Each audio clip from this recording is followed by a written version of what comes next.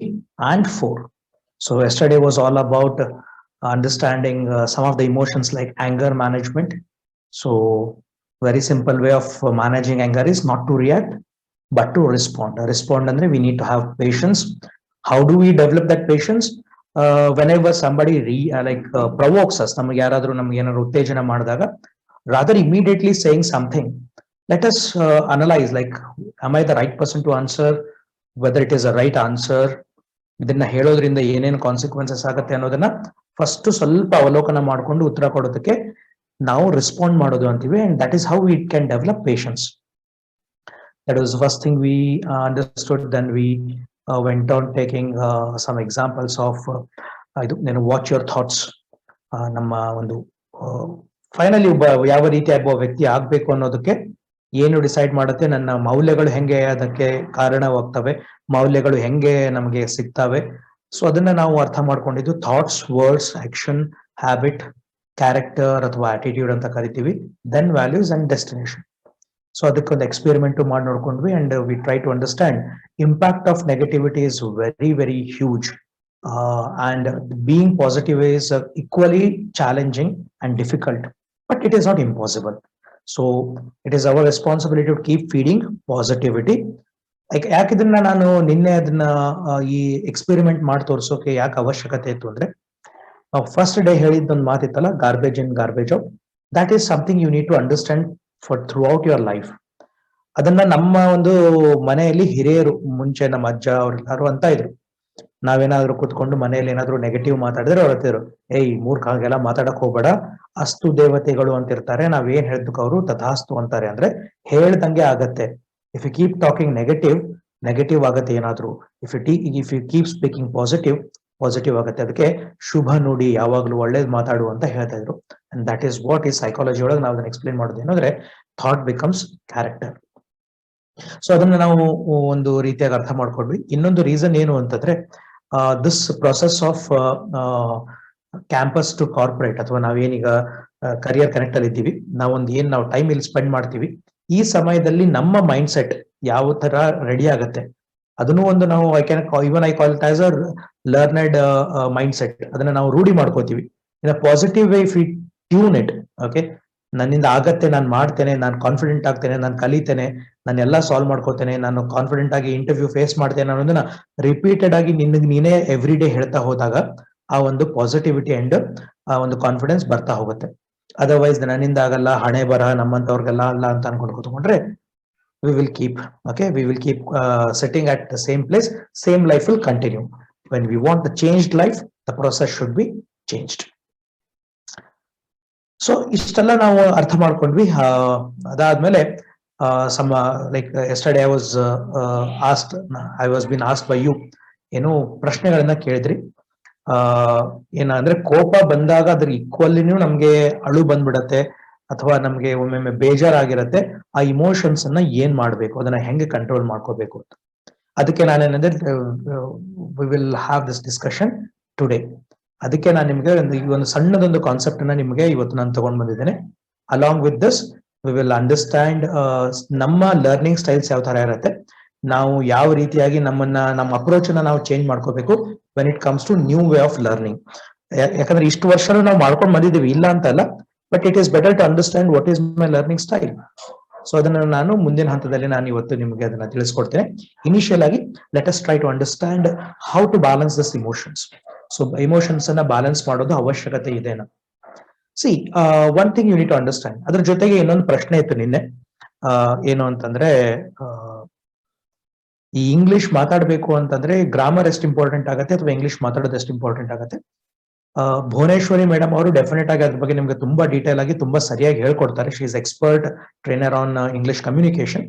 Otherwise also time permit ಮಾಡ್ತು ಅಂದ್ರೆ ನಾನು ಯಾವ ರೀತಿಯಾಗಿ ಇಂಗ್ಲಿಷ್ ಕಲ್ತೇನೆ, ಬಿಕಾಸ್ ನಾನು ಒಬ್ಬ ಕನ್ನಡ ಮೀಡಿಯಂ ಸ್ಟೂಡೆಂಟ್, ನಾನು ಒಂದು ಗವರ್ಮೆಂಟ್ ಸ್ಕೂಲ್ ಕಲ್ತವನು. So when I can learn, when I can develop some decent English, ನಾನು ಎಕ್ಸ್ಟ್ರಾರ್ಡಿನರಿ ಮಾತಾಡ್ತೇನೆ ಅಂತ ಎಲ್ಲೂ ಹೇಳ್ಕೊಡಲ್ಲ, because I know there are a lot of places where I make mistakes. But what I know is I can speak confidently and I have a decent English. ನಾನು ಹೆಂಗ್ ಕಲ್ತಿದ್ದೇನೆ ಅನ್ನೋದನ್ನ ನಾನು ನಿಮಗೆ ಬೇಕಾದ್ರೆ ಕೊನೆಯದಾಗಿ ಸಮಯ ಅವಕಾಶಗಳನ್ನ ನೋಡ್ಕೊಂಡು ನಿಮಗೆ ನಾನು ಅದನ್ನ ತಿಳಿಸ್ಕೊಡೋ ಪ್ರಯತ್ನ ಮಾಡ್ತೀನಿ. ನಿನ್ನೆ ಇನ್ನೊಂದು ಪ್ರಶ್ನೆನೂ ಇತ್ತು ಮನೋಜ್. ಐ ಥಿಂಕ್ ನೀನ್ ಏನಾದ್ರು ಪ್ರಶ್ನೆ ಕೇಳಿದಲ್ಲ ಮನೋಜ್, ಯಾವ್ದದು?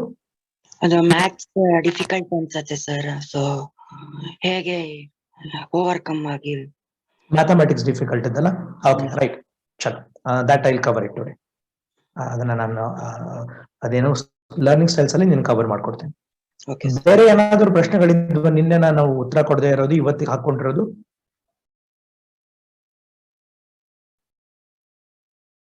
ಬೇರೆ ಯಾವ್ದಾದ್ರು ಪ್ರಶ್ನೆ ಇತ್ತಾ ಬೇರೆದವ್ರಿಗೆ ಯಾರಿಗಾದ್ರು? No sir. ನೋ ಅಲ್ಲ? ಇನ್ ಕೇಸ್ ಏನಾದ್ರು ಮಧ್ಯದಲ್ಲಾದ್ರೂ ಸೆಷನ್ ನಡೀತಾ ಇರಬೇಕಾದ್ರೆ ಮಧ್ಯದಲ್ಲೂ ಏನಾದ್ರು ಪ್ರಶ್ನೆಗಳು ನಿಮ್ಗೆ ನೆನಪಾಯ್ತು ಅಂದ್ರೆ ಡೆಫಿನೆಟ್ಲಿ ಚಾಟ್ ಬಾಕ್ಸ್ ಎಲ್ಲಾದ್ರೂ ಹಾಕಿ ಅನ್ಮ್ಯೂಟ್ ಮಾಡ್ಕೊಂಡು ನನಗೆ ಕೇಳಿ, ತೊಂದ್ರೆ ಇಲ್ಲ. ಚಲೋ, ವಿಲ್ ಅಂಡರ್ಸ್ಟ್ಯಾಂಡ್ ಏನಿದು ಇಮೋಷನ್ಸ್, ಯಾಕೆ ನಾವ್ ಇದನ್ನ ಯಾಕೆ ಬ್ಯಾಲೆನ್ಸ್ ಮಾಡ್ಬೇಕು, ಅದನ್ನ ಯಾಕೆ ಅರ್ಥ ಮಾಡ್ಕೋಬೇಕು. Please understand.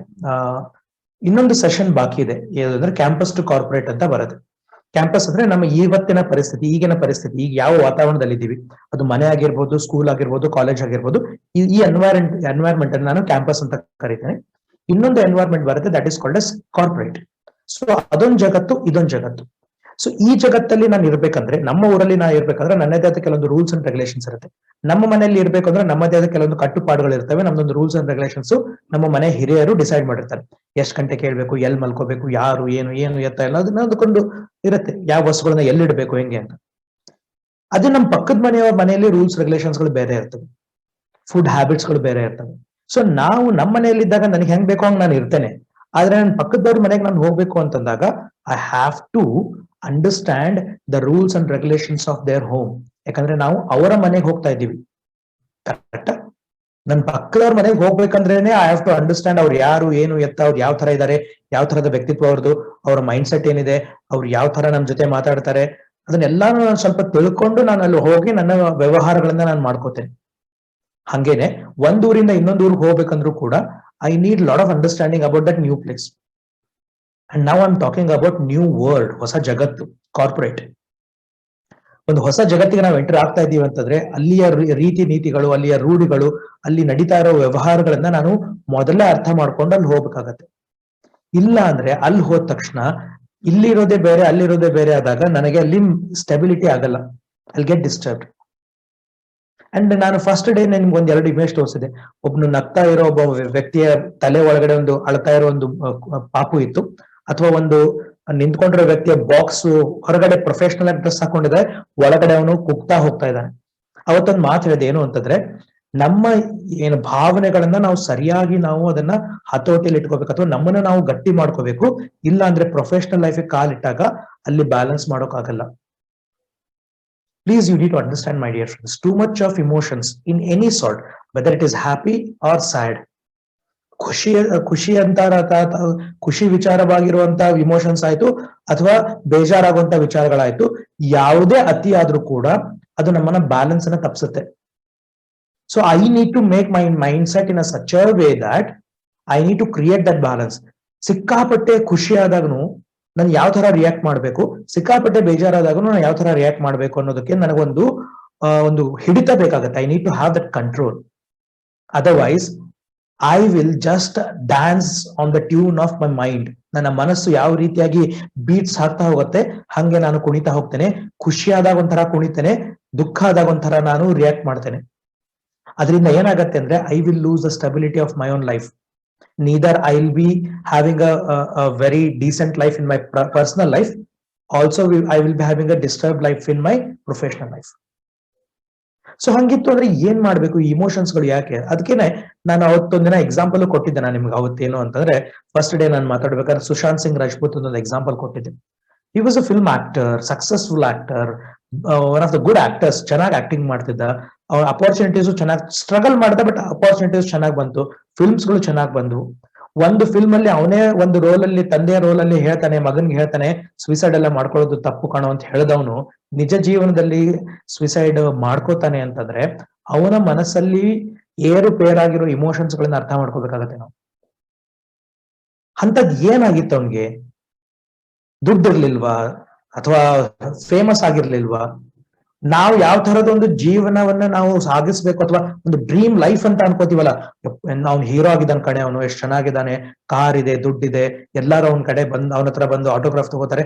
The life what we dream for, he was into it, but he could not handle it. ಯಾಕಂದ್ರೆ somewhere we need to understand too much is very difficult to handle. ಏನಾಗುತ್ತೆ, ನಾವು 3 emotions ಬಗ್ಗೆ ಇಲ್ಲಿ 4 ಇದೆ ನೋಡಿ ಅದ, ಇಲ್ಲಿ 4 ಚಿತ್ರಗಳಿದೆ ಈ ಒಂದು ಬೌಲ್ ಅಲ್ಲಿ, emojis. One is sad, okay, maybe one is upset ಅಂತ ಅನ್ಬೋದು. First let us go with upset. Second is happy, third is angry, fourth is very sad. So ಈ ತರ ಈಗ ಸ್ಯಾಡ್ ಮತ್ತು ಅಪ್ಸೆಟ್ ಅನ್ನು ಎರಡು ಮಿಕ್ಸ್ ಮಾಡ್ಕೊಂಡು ಒಂದೇ ತಗೊಳ್ಳೋಣ, ಯಾಕಂದ್ರೆ ಅವೆರಡೂ ನೆಗೆಟಿವ್ ಇಮೋಷನ್ಸ್ ಅಲ್ಲೇ ಬರುತ್ತೆ. So I am sad, I am happy and I am angry. ಈ 3 ಇಮೋಷನ್ಸ್ ಗಳು ಯಾವಾಗ್ಲೂ ನಮ್ಮ ಜೀವನದಲ್ಲಿ ಹಿಂಗ್ ಬರ್ತಾ ಹೋಗ್ತಾ ಇರುತ್ತೆ, ಅಲೆಗಳ ತರ ಬಂದೇ ಬರ್ತಾ ಇರುತ್ತೆ. ನೀನು ನಿನ್ನ ಪರ್ಸನಲ್ ಲೈಫ್ ಅಲ್ಲಿ ಸ್ವಲ್ಪ ನಿನ್ನ ಪರ್ಸನಲ್ ಲೈಫ್ ಅನ್ನ ಅವಲೋಕನ ಮಾಡ್ಕೊಂಡು ನೋಡ್ಕೊಬಿಟ್ಟ, ನನಗೆ ಉತ್ತರ ಕೊಡೋ ಅವಶ್ಯಕತೆ ಇಲ್ಲ, ನಿನಗೆ ನೀನೇ ಅವಲೋಕನ ಮಾಡ್ಕೊಂಡು ನೋಡ್ಕೊ ಹೆಂಗಿದೆ ಪರಿಸ್ಥಿತಿ, ಏನೇನ್ ಮಾಡಿರ್ತೀವಿ. ನಾನು ಯಾವಾಗ ತುಂಬಾ ಖುಷಿ ಆಗ್ತೇನೆ, ಓಕೆ, ಅವಾಗ ಫಾರ್ ಎಕ್ಸಾಂಪಲ್ ನಾನು ಓದ್ಕೋಬೇಕಾಗಿದೆ, for some I get some good news, I am very happy. ಅವಾಗ ನಾನು ಕುತ್ಕೊಂಡು ಓದ್ಕೊಳ್ಳೋಕೆ ನಾನು ಇಷ್ಟಪಡ್ತೇನೆ, ಅಥವಾ I would like to enjoy my happiness with my everybody surrounding. ನನ್ನ ಜೊತೆ ಇರೋರಿಗೆ ನಾನು ಖುಷಿಯಲ್ಲಿ ಇರೋಕೆ ಇಷ್ಟಪಡ್ತೇನೆ. Generally I tend to just go out, enjoy, okay, ಆರಾಮ್, ಖುಷಿಯಾಗಿದ್ದೇನೆ, I got that good news. ಆಮೇಲೆ ಓದ್ಕೊಂಡ್ರೆ ಆಯ್ತು, ತಗೋ ತುಂಬಾ ಖುಷಿಯಾಗಿದ್ದೇನೆ ಈಗ, let me relax now. That's number 1. Number 2, now I am angry. ಯಾರೋ ಏನೋ ಅಂದಿದ್ದಾರೆ, ಕೋಪ ಬಂದಿದೆ, ಕೈಯಲ್ಲಿರೋ ವಸ್ತುಗಳನ್ನ ತೆಗೆದು ಬಿಸಾಕ್ಬೇಕು ಅನ್ನೋಷ್ಟು ಕೋಪ ಬರ್ತಾ ಇದೆ, ಯಾರ್ದಾದ್ರು ಕತ್ತಿಸಿಬಿಡ್ಬೇಕು ಅಂತ ಅನಿಸ್ತಾ ಇದೆ, ಸಿಕ್ಕಾಪಟ್ಟೆ ಕೋಪ, ಬಟ್ ಏನೂ ಮಾಡೋಕ್ಕಾಗಲ್ಲ, ವಿ ಆರ್ ಹೆಲ್ಪ್ಲೆಸ್. ಆ ಟೈಮಲ್ಲಿ ಕೈಯಲ್ಲಿ ಪುಸ್ತಕ ಇದ್ರೆ ಕರೆಕ್ಟ್ ಆಗಿ ಕುತ್ಕೊಂಡು ಫುಲ್ ಕಾನ್ಸಂಟ್ರೇಷನ್ ಕೊಟ್ಕೊಂಡು ನಾವು ಓದ್ಕೊಳಕ್ ಆಗತ್ತೆ. ಅವಾಗ ಏನ್ ಮಾಡ್ತೀವಿ, ಪುಸ್ತಕ ತಗೊಂಡು ಬಿಸಾಕ್ಬಿಟ್ಟು ಹಾ ಅಂತಂದು ಹೋಗ್ತೀವಿ ಎಲ್ಲಾದ್ರೂ ಒಂದ್ ಸ್ವಲ್ಪ ಒಂದು mind I need to relax my mind, I need to listen to songs, I need to go out, right? Second example. Third example, when I'm upset or I'm very sad. Upset ಆಗೋಕೆ, sad ಆಗೋಕೆ ನಮಗೆ ಕಾರಣಗಳು ಬೇಕಾಗೇ ಇಲ್ಲ, ಕಾರಣಗಳು ನಮ್ಮನ್ನ ಹುಡ್ಕೊಂಡು ಬರ್ತವೆ. ಮನೆಯಲ್ಲಿ ಅಪ್ಪ ಅಮ್ಮ ಆದ್ರೂ ಬೈತಾರೆ, ಫ್ರೆಂಡ್ಸ್ ಏನಾದ್ರು ಅಂತಾರೆ, ನನ್ನನ್ನ ಬಿಟ್ಟವರೆಲ್ಲೋ ಹೋಗ್ಬಿಟ್ರು, ಅಥವಾ ನನ್ನನ್ನ ಒಬ್ಬಳನ್ನೇ ಮಾಡ್ಬಿಟ್ಟು ಅವರು ತಾವೇ ಗ್ರೂಪ್ ಅಲ್ಲಿ ಏನೋ ಮಾಡ್ಕೋತಾ ಇದ್ದಾರೆ, ಅಥವಾ ನಾನ್ ರಿಲೇಶನ್ಶಿಪ್ ಅಲ್ಲಿ ಇದ್ದೇನೆ, ಅವರು ಕೈ ಕೊಟ್ರು, ಏನೋ ಆಯ್ತು ಎಂತ ಆಯ್ತು, ಫಾರ್ ಸಮ್ ರೀಸನ್, ಅಥವಾ ಮನೇಲಿರೋ ಯಾರೋ ನಮ್ಮ ಆಪ್ತರು ತೀರ್ಕೊಂಡ್ರು, for some reason I am very upset and sad. ಅವಾಗ ಕೇಳೋ ಅವಶ್ಯಕತೆನೇ ಇಲ್ಲ, ಪುಸ್ತಕ ಹಿಡ್ಕೊಳ್ಳೋಕೆ ಆಗಲ್ಲ, ಹೌದಾ? ಅದರಿಂದ ಹೊರಗೆ ಬರೋಕೆ ನಮ್ಗೆ ದಿನಗಳು ಬೇಕಾಗ್ತವೆ, ವಾರಗಳು ಬೇಕಾಗ್ತವೆ, ಸಮಟೈಮ್ಸ್ ವರ್ಷಗಳು ಬೇಕಾಗ್ತವೆ. Now, my dear friends, please understand. These 3, happy, angry, and upset or sad, what is being hampered? ಯಾವುದು ಡಿಸ್ಟರ್ಬ್ ಆಗ್ತಾ ಇದೆ? Can you answer?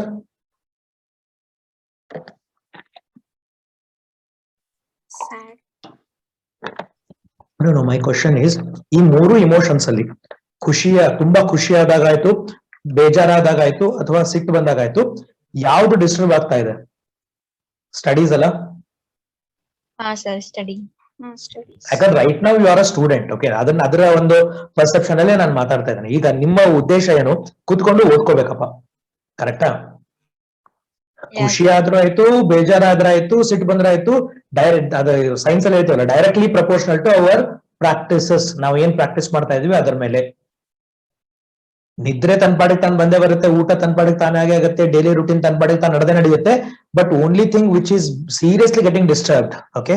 ಸ್ವಲ್ಪ ಜನ ಹೇಳ್ತಾರೆ, ಇಲ್ಲ ಸರ್, ನನ್ ಕೋಪ ಬಂದಾಗ ನಾನು ಜಾಸ್ತಿ ಊಟ ಬಿಟ್ಬಿಡ್ತೀನಿ ಸರ್ ಅಂತ.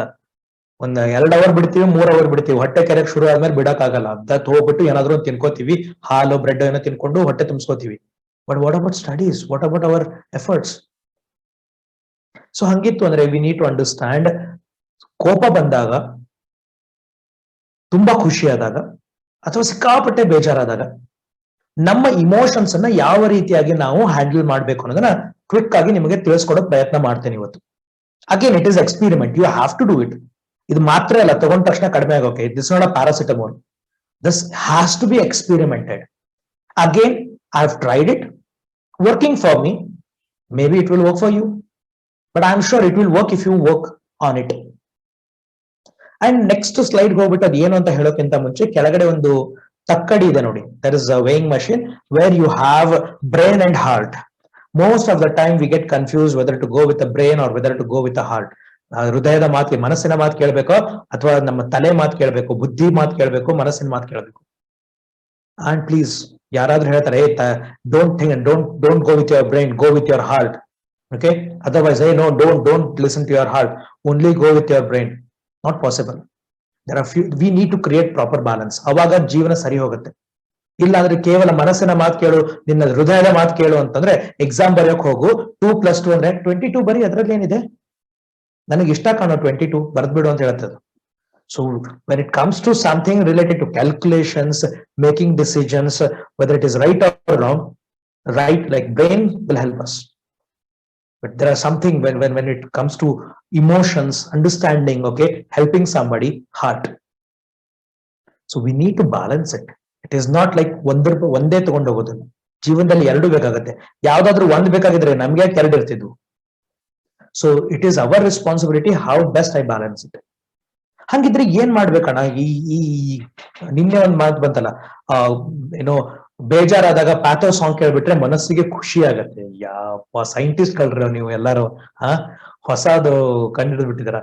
ಮಾಡೋರು ಹಾಡೋರು ಅಂತ ಹಾಡನ್ನೇ ಬರೀತಾರೆ, ಮಾಡೋರು ಅಂತ ಹಾಡನ್ನ ಕ್ರಿಯೇಟ್ ಮಾಡ್ತಾರೆ, ಹಾಡೋರು ಅಷ್ಟೇ ಸರಿಯಾಗಿ ಚೆನ್ನಾಗಿ ಹಾಡ್ತಾರೆ, ಕೇಳೋರು ನಾವು ಬಿಟ್ಟು ಬಿಡದೆ ಅವನ್ನೇ ಕೇಳ್ತೀವಿ.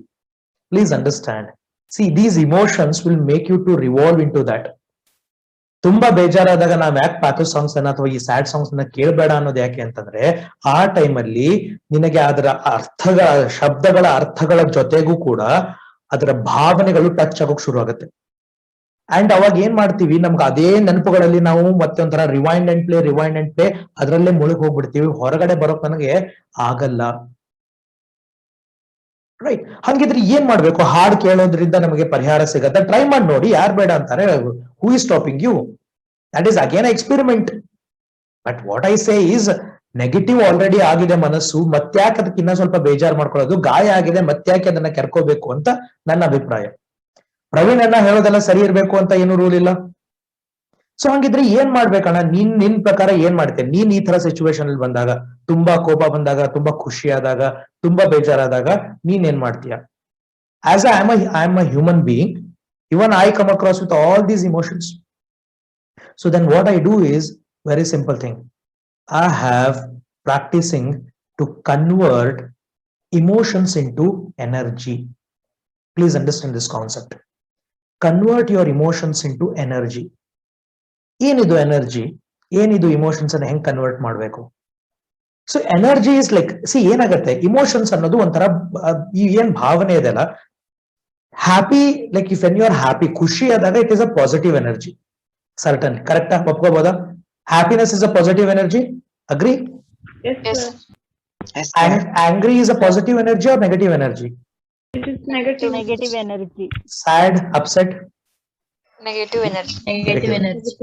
So when we know emotions are energies, ಯಾಕಂದ್ರೆ ಅದರಿಂದ ನಮಗೆ ನಮ್ಮ ಮೇಲೆ ಯಾವ ರೀತಿ ಪರಿಣಾಮ ಬೀರುತ್ತಲ್ಲ, that we have understood. So whether it is positive or negative, please understand. ಈ ಇಮೋಷನ್ಸ್ ಅನ್ನೋದು ಒಂಥರ ನ್ಯೂಕ್ಲಿಯರ್ ಬಾಂಬ್ ಇದ್ದಂಗೆ. ಈ ನ್ಯೂಕ್ಲಿಯರ್ ಎನರ್ಜಿನ ನಾನು ಕರೆಕ್ಟ್ ಆಗಿ ಹತೋಟಿಯಲ್ಲಿ ಇಟ್ಕೊಳ್ಳಿಲ್ಲ ಅಂದ್ರೆ, ಓಕೆ, ಜಗತ್ತನ್ನ ಸರ್ವನಾಶ ಮಾಡ್ದಂಗೆ ನಮ್ಮನ್ನ ಪೂರ್ತಿಯಾಗಿ ಸರ್ವನಾಶ ಮಾಡತ್ತೆ ಇಮೋಷನ್ಸ್ಗಳು. ಆಲ್ರೆಡಿ ಇದರ ಎಫೆಕ್ಟ್ ನಿಮಗೆ ಮುಟ್ಟಿದೆ, ಇದರ ಶಾಖ ನಿಮಗೆ ಮುಟ್ಟಿದೆ. ಒಂದ್ ಸ್ವಲ್ಪ ಮನಸ್ಸು ಡಿಸ್ಟರ್ಬ್ ಆದ್ರೆ ಏನೇನೆಲ್ಲ ಆಗಿರತ್ತೆ ಅನ್ನೋದು ನಿಮಗೆ ಆಲ್ರೆಡಿ ಅದರ ಒಂದು ಟ್ರೇಲರ್ ಸಿಕ್ಕಾಗಿದೆ 21 ವರ್ಷದಲ್ಲಿ. ಅದೇ ಒಂದು ನ್ಯೂಕ್ಲಿಯರ್ ಎನರ್ಜಿನ ಕರೆಕ್ಟ್ ಆಗಿ ನಾನು ಚಾನಲೈಸ್ ಮಾಡ್ಕೊಂಡು ಅದಕ್ಕೊಂದು ದಾರಿ ಕೊಟ್ಟು ಸರಿಯಾದ ರೀತಿಯಲ್ಲಿ ಅದನ್ನ ನಾನು ಬಳಸ್ಕೊಂಡ್ರೆ ವಿದ್ಯುತ್ ಶಕ್ತಿಯಾಗಿ ನಾವು ಕನ್ವರ್ಟ್ ಮಾಡ್ಕೋತೀವಿ. ನ್ಯೂಕ್ಲಿಯರ್ ಪವರ್ ಪ್ಲಾಂಟ್ಸ್ ಇಂದ ನಾವು ಎಲೆಕ್ಟ್ರಿಸಿಟಿ ಜನರೇಟ್ ಮಾಡ್ತೀವಿ. ಯಾಕಂದ್ರೆ ಆ ಒಂದು ದುರಂತವನ್ನ ಮಾಡುವಂತಹ ಶಕ್ತಿಯನ್ನ ನಾನು ಸರಿಯಾದ ದಾರಿಗೆ ಅದನ್ನ ಚಾನಲೈಸ್ ಮಾಡಿದಾಗ ಅದು ಸದ್ಬಳಕೆ ಆಗುವಂತ ಎನರ್ಜಿ ಆಗತ್ತೆ ಅಂತ ಸೈನ್ಸ್ ಹೇಳುತ್ತೆ. And when I know that even that dangerous nuclear energy can be converted into electricity, why can't I convert my emotions, my negative emotions into a positive energy ಅಥವಾ productive energy? ಹೌದಣ್ಣ, ಮಾಡ್ಬೋದು. ಯಾಕೆ ಎರಡು energy ಅಲ್ಲ, positive energy, negative energy. ಹಂಗಿದ್ರೆ ಅದನ್ನ convert ಮಾಡೋಕೆ ಏನಾದ್ರೂ ಒಂದು ಕೆಲಸ ಬೇಕಲ್ಲ ನಮ್ಗೆ, ವಿ ನೀಡ್ ಸಮ್ ಡೈರೆಕ್ಷನ್ಸ್, ಅದಕ್ಕೊಂದು ದಾರಿ ಬೇಕಲ್ಲ, ಮಾರ್ಗ ಬೇಕಲ್ಲ. I am trying to help you how to do it. Okay, so how to convert, this is your simple example. Make books as your best friends. This is one of the examples, one of the experiments you can do. This is what I am doing, okay, and this is what I suggest you to try. Henge ಏನು ಎತ್ತ, first patience ಇಟ್ಕೊಂಡು ಪೂರ್ತಿ ಕೇಳಿಸ್ಕೊಳ್ಳಿ, ಅದಾದ್ಮೇಲೆ doubt ಇದ್ರೆ ಅದ್ರ ಬಗ್ಗೆ ಚರ್ಚೆ ಮಾಡೋಣ. When you are happy, this is a rule, okay, new rule. ಇನ್ಮೇಲೆ how to convert emotions into energy, this is a rule. When you are happy, okay, when you are absolutely happy and you ಓದ್ತಾ ಕೂತ್ಕೊಂಡಿದ್ದೀವಿ, I get some good news, I'm very delighted, very happy. So generally we stop doing it ಅಲ್ಲ. ಅಂತ ಟೈಮಲ್ಲಿ ನಾನು ಯಾವಾಗಾದ್ರೂ ನಾನು ತುಂಬಾ ಖುಷಿಯಾಗಿದ್ದೇನೆ, ನನ್ಗೊಂದು ಏನೋ ನ್ಯೂಸ್ ಬಂತು, I get to know something, I'm very happy, read 5 page extra. That is rule number 1. When you are angry, read 10 page extra. And when you are upset, very sad, crying, completely broken, ಏನು ಇಲ್ಲ ಕಳೆದು ಹೋಗಿದೆ, ಮುಳುಗ್ ಹೋಗಿದ್ದೇನೆ ಅಂತಂದಾಗ read 20 pages extra. I'm using the word extra. Regular ಏನ್ ಓದ್ತಾ ಇರೋದು ಅದು ಓದ್ತಾ ಇರೋದೆ, ಅದನ್ನ ಬಿಡೋ ಆಗಿಲ್ಲ. No no not, it's not like ಅಣ್ಣ ನಾನು ಇವತ್ತು 4 ಪೇಜ್ ಓದ್ಬೇಕು ಅನ್ಕೊಂಡಿದ್ದೆ, ಸೊ ಹ್ಯಾಪಿ ಆದಾಗ 5 page ಅಂದಿದ್ದಾರೆ, so 1 page extra. No, 4 + 5. So when you are happy, 5 page. When you are angry, 10 pages. And when you are upset, 20 pages extra you should read. ಈಗ ಒಂದು ಪ್ರಶ್ನೆ ಬರ್ಬೋದು ನಿಮ್ ಮನಸ್ಸಿಗೆ, ಆ ಪ್ರಶ್ನೆ ನಾನೇ ಹೇಳ್ಬಿಡ್ತೇನೆ. ಅಣ್ಣ ಕರ್ಮ ಅಣ್ಣ, ನೀನ್ ಎಂತವನಣ್ಣ, ಏನೋ 2-3 ದಿನ ಸರಿ ಮಾತಾಡಿದ್ಯಾ ಅಂತ ಅನ್ಕೊಂಡ್ರೆ ಇವತ್ತು ಏನೋ ನಿನ್ ತಲೆಗೆ ಏನೋ ಆಗಿದೆ. ಆ ಮೂಮೆಂಟ್ ಅಲ್ಲಿ ನಮ್ಗೆ ಓದ್ಕೊಳಕ್ ಆಗಲ್ಲ ಅನ್ನೋದೇ ನಮ್ ದೊಡ್ಡ ಸಮಸ್ಯೆ ಆಗಿದೆ. ಅಂತಾದ್ರಲ್ಲಿ ನೀನು 20 ಪೇಜ್ ಓದ್ಕೊಳಕ್ ಹೇಳ್ತೀಯಾ, 10 ಪೇಜ್ ಓದ್ಕೊಳಕ್ ಹೇಳ್ತೀಯಾ, ಏನ್ ಅರ್ಥ ಆಗತ್ತೆ ಅಂತ ಓದ್ಬೇಕಣ್ಣ, ಕರೆಕ್ಟಾ? ಹಾ sir. See, without seeing I can read your minds. Yes, sir. Yes, sir. Okay, fine. Okay, without seeing I can read your minds. But ನಿಮ್ ಅಣ್ಣ ಏನ್ ಹೇಳ್ತಾ ಇದ್ದಾನೆ ಅಂದ್ರೆ, ಅರ್ಥ ಆಗ್ಲಿ ಅಂತ ಯಾವ ಓದಕ್ ಹೇಳ್ತಾ ಇದ್ದಾನ ಪುಟ ನಿಮ್ಗೆ? Who said you to understand, like read it to understand? I am just telling you to channelize your emotions. ಆ ಮೂಮೆಂಟ್ ಅಲ್ಲಿ ನೀನು ನಿನಗೆ ಏನೋ ಒಂದು ಸರಿಯಾದ ಕೆಲಸ ಕೊಡದೆ ಹೋದ್ರೆ ನಿನ್ನ ಇಮೋಷನ್ಸ್ ಇಂದ ನಿನಗೆ ಧಕ್ಕೆ ಆಗತ್ತೆ. ನಿನಗೆ ಇನ್ ದ ಸೆನ್ಸ್, ಒಂದು ನಿನ್ನ ವಿದ್ಯಾಭ್ಯಾಸ ಡೆಫಿನೆಟ್ಲಿ ನೀವು ಓದ್ಕೊಳ್ಳೋದಕ್ಕಂದ್ರೂ ಡೆಫಿನೆಟ್ ಆಗಿ ಅದಕ್ಕೊಂದು ಧಕ್ಕೆ ಆಗತ್ತೆ, it will be disturb. Otherwise you may hurt yourself. ಕೋಪದಲ್ಲಿ ಸಿಟ್ಟು ಬಂದಿದೆ, ಮನೇಲಿ ಏನೋ ಬೈದ್ರು, ಏನೋ ಆಯ್ತು ಅಂತ ಗಾಡಿ ತಗೊಂಡು 80-90 ಸ್ಪೀಡ್ ಅಲ್ಲಿ ಬರ್ರ ಅಂತ ಹೋದಾಗ, if you meet with an accident, even you are going to cause the damage to your life and somebody's life as well. ತುಂಬಾ ಅಪ್ಸೆಟ್ ಆಗಿದೆ ಅಂತ ಬ್ಲೇಡ್ ತಗೊಂಡು ಕೈ ಹರ್ಕೊಂಡ್ರೆ ನಿಂದು ಜೀವನ ಹೋಯ್ತು, ನಿಮ್ಮ ಅಪ್ಪ ಅಮ್ಮ ಜೈಲು, ಕೋರ್ಟ್ ಅಂತ ಅಲಿಬೇಕಾಗತ್ತೆ, ಅವ್ರದ್ದು ಜೀವನ ಹಾಳು. So what am I telling you is, when I'm at these 3 emotions, I'm just giving you these 3 examples: happy, angry, upset or sad. Okay, 5, 10, 20 pages ಅರ್ಥ ಆಗ್ಲಿ ಅಂತ ಓದು ಅಂತಲ್ಲ. ಆ ಒಂದು ಇಮೋಷನ್ಸ್ ಏನಾಗತ್ತೆ ಆ ಒಂದು ಸಂದರ್ಭದಲ್ಲಿ, ಈಗ ಫಾರ್ ಎಕ್ಸಾಂಪಲ್ ಯಾರೋ ನಿನ್ಗೆ ಏನೋ ಒಂದು ತುಂಬಾ ಬೇಜಾರಾಗೋಂಗ್ ಏನೋ ಒಂದು ಮಾತಂದ್ಬಿಟ್ರು ಅಂದಾಗ ಇಮೋಷನ್ಸ್ ಪೀಕ್ ಹೋಗಿರತ್ತೆ, ಉತ್ತುಂಗಕ್ಕಿರತ್ತೆ, ಅದು it's at peak, very dangerous. ಆವಾಗ ನೀನ್ ಏನಾದ್ರೂ ರಿಯಾಕ್ಟ್ ಮಾಡ್ಬಿಟ್ರೆ, again react and respond, react ಮಾಡ್ಬಿಟ್ರೆ consequences will be very dangerous. So ನಾನೇನ್ ಹೇಳ್ತಾ ಇದ್ದೇನೆ, ಆ ಒಂದು ಬಿಸಿ ಆಗಿರೋ ತಲೆಗೆ ಅಥವಾ ಆ ಒಂದು ಅಪ್ಸೆಟ್ ಆಗಿರೋ ವೀಕ್ ಆಗಿರೋ ಮೈಂಡ್ಗೆ ನಾನು ಏನೋ ಕೆಲಸ ಮಾಡೋದ್ರ ಬದಲು ಅದನ್ನ ಸ್ವಲ್ಪ ಶಾಂತ ಮಾಡ್ಬೇಕಲ್ಲ. I have to cool it down. So what do I do? I have to give some work to settle down my emotions. So ಹಂಗಿದ್ರೆ ಏನ್ ಮಾಡ್ಬೋದು? Simple thing, start reading.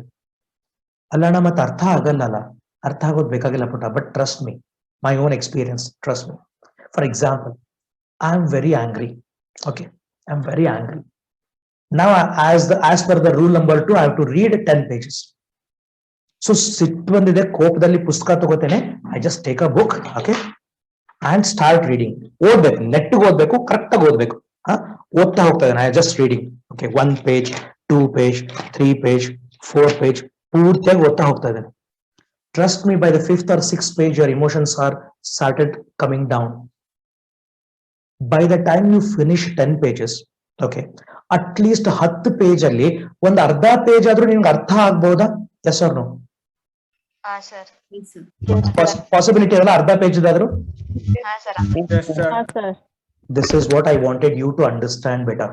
ಇಲ್ಲಾಂದ್ರೆ ಏನಾಗತ್ತೆ, ಕೋಪ ಬಂದಾಗ ನಾನ್ ಪುಸ್ತಕನ ಬಿಸಾಕಿ ಎಲ್ಲೋ ಹೊರಗಡೆ ಹೋಗ್ಬಿಟ್ಟು ಅಂತ ಗೋಡೆ ಗುದ್ದಿ ಕೈ ಮುರ್ಕೊಂಡು ಹಿಂಗೆ ಬ್ಯಾಂಡೇಜ್ ಹಾಕೊಂಡು ಈ ಕಡೆ ನನ್ ರೆಗ್ಯುಲರ್ ಸ್ಟಡೀಸು ಹಾಳಾಗೋಯ್ತು, ಜೊತೆಗೆ ನನ್ಗೆ ಏನಾದ್ರೂ ಡ್ಯಾಮೇಜ್ ಮಾಡ್ಕೊಂಡು ಅದರಿಂದ ಮತ್ತೆ ಸ್ಟಡೀಸ್ ಹಾಳಾಗೋದ್ರ ಬದಲು ಒಂದ್ ಅರ್ಧ ಪೇಜ್ ನಾನು ಎಕ್ಸ್ಟ್ರಾ ನನಗೆ ನಾಲೆಜ್ ಬಂತು ಅಂದ್ರೆ ಯಾರ್ದಾದ್ರೂ ಅಪ್ಪನ ಮನೆ ಗಂಟು ಹೋಗುತ್ತಾ?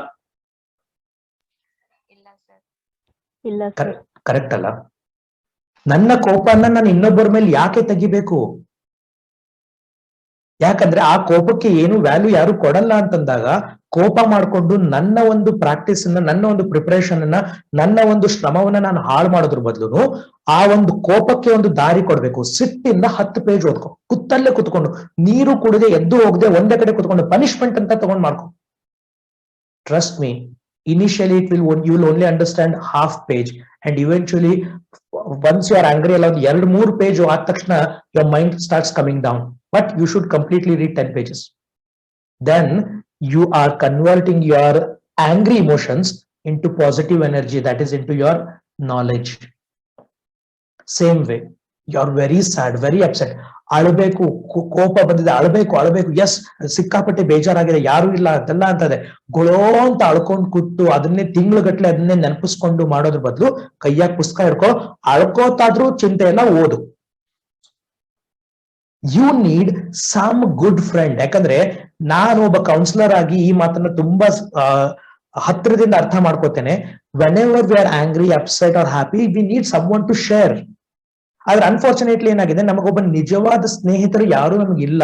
ಪೀಪಲ್ ಜಡ್ಜಸ್, ನಮ್ಮನ್ನ ಅವರು ಅಳದ್ ಬಿಡ್ತಾರೆ, ನಾನು ಇರೋ ರೀತಿಯಿಂದ ನಾನು ಏನಾದ್ರು ತಪ್ಪು ಮಾಡಿದ್ದೇನೆ ಅಂತಂದಾಗ. ಹಂಗಂತ ನಾನು ಯಾರ ಹತ್ರನು ಹೇಳ್ಕೋಬೇಕು ಅಂತ ಯಾರ್ದು ಹತ್ರ ಹೇಳ್ಬಿಟ್ಟು ನನ್ನ ಒಂದು ವಿಚಾರಗಳನ್ನ ಪಬ್ಲಿಕ್ ಮಾಡ್ಕೊಳ್ಳೋದ್ರ ಬದಲು ಈ ಎರಡನೇ ಇಮೇಜ್ ಇದೆ ನೋಡಿ, there is a hug from a book. Make a books as your best friends. Trust me, if you the day you make a book as your best friend, you don't need anyone around you. ಇಲ್ಲ ನಾವು ಬೇಜಾರಾದಾಗ ನನ್ನ ಹತ್ರ counselling ಬಂದಾಗ ಮಕ್ಕಳು ಹೇಳ್ತಿರ್ತಾರೆ, sir I am feeling very lonely sir. What you mean by lonely? ಸಂತೆಯಲ್ಲಿ ಕೂತ್ರು ಕೂಡ ನಿನಗೆ ಜನ ನಿನ್ ಜೊತೆ ಇದ್ದಾರೆ ಅಂತ ಫೀಲಿಂಗ್ ಬರಲ್ಲ. That is called as lonely. That is a disturb mindset. And there is one more quality called as being alone. ಇಲ್ಲೂ ಒಬ್ಬರೇ ಇರ್ತೀವಿ, but it is a very positive, because I don't need anybody. ನನ್ಗೆ ಯಾರು ಬೇಕಾಗಿಲ್ಲ. I have my friend. Who is that? Book. So when you shift yourself from lonely to being alone, please understand, this is very important. Shifting from lonely to being alone, you are converting your negative energy into positive energy. Because being alone is my choice. I don't need anybody. For example, ನಮ್ಮ ಮನೆಯಲ್ಲಿ ನನ್ನ wife, ನನ್ನ ಮಕ್ಕಳು ಎಲ್ಲರೂ ಊರಿಗೆ ಹೋಗ್ತಾರೆ ಅಂತಂದಾಗ, this generally what do I do is I lock myself in my home. ನಾನು ಗೇಟ್ ಬಿಟ್ಟು ಹೊರಗಡೆನೂ ಕೂಡ ಹೋಗಲ್ಲ. ಹಾಲು ಬೆಳಗ್ಗೆ ಮನೆಗೆ ಬರುತ್ತೆ, ಕಂಪೌಂಡ್ ಅಲ್ಲೇ ಅವ್ನು ಹಾಕಿ ಹೋಗ್ತಾನೆ.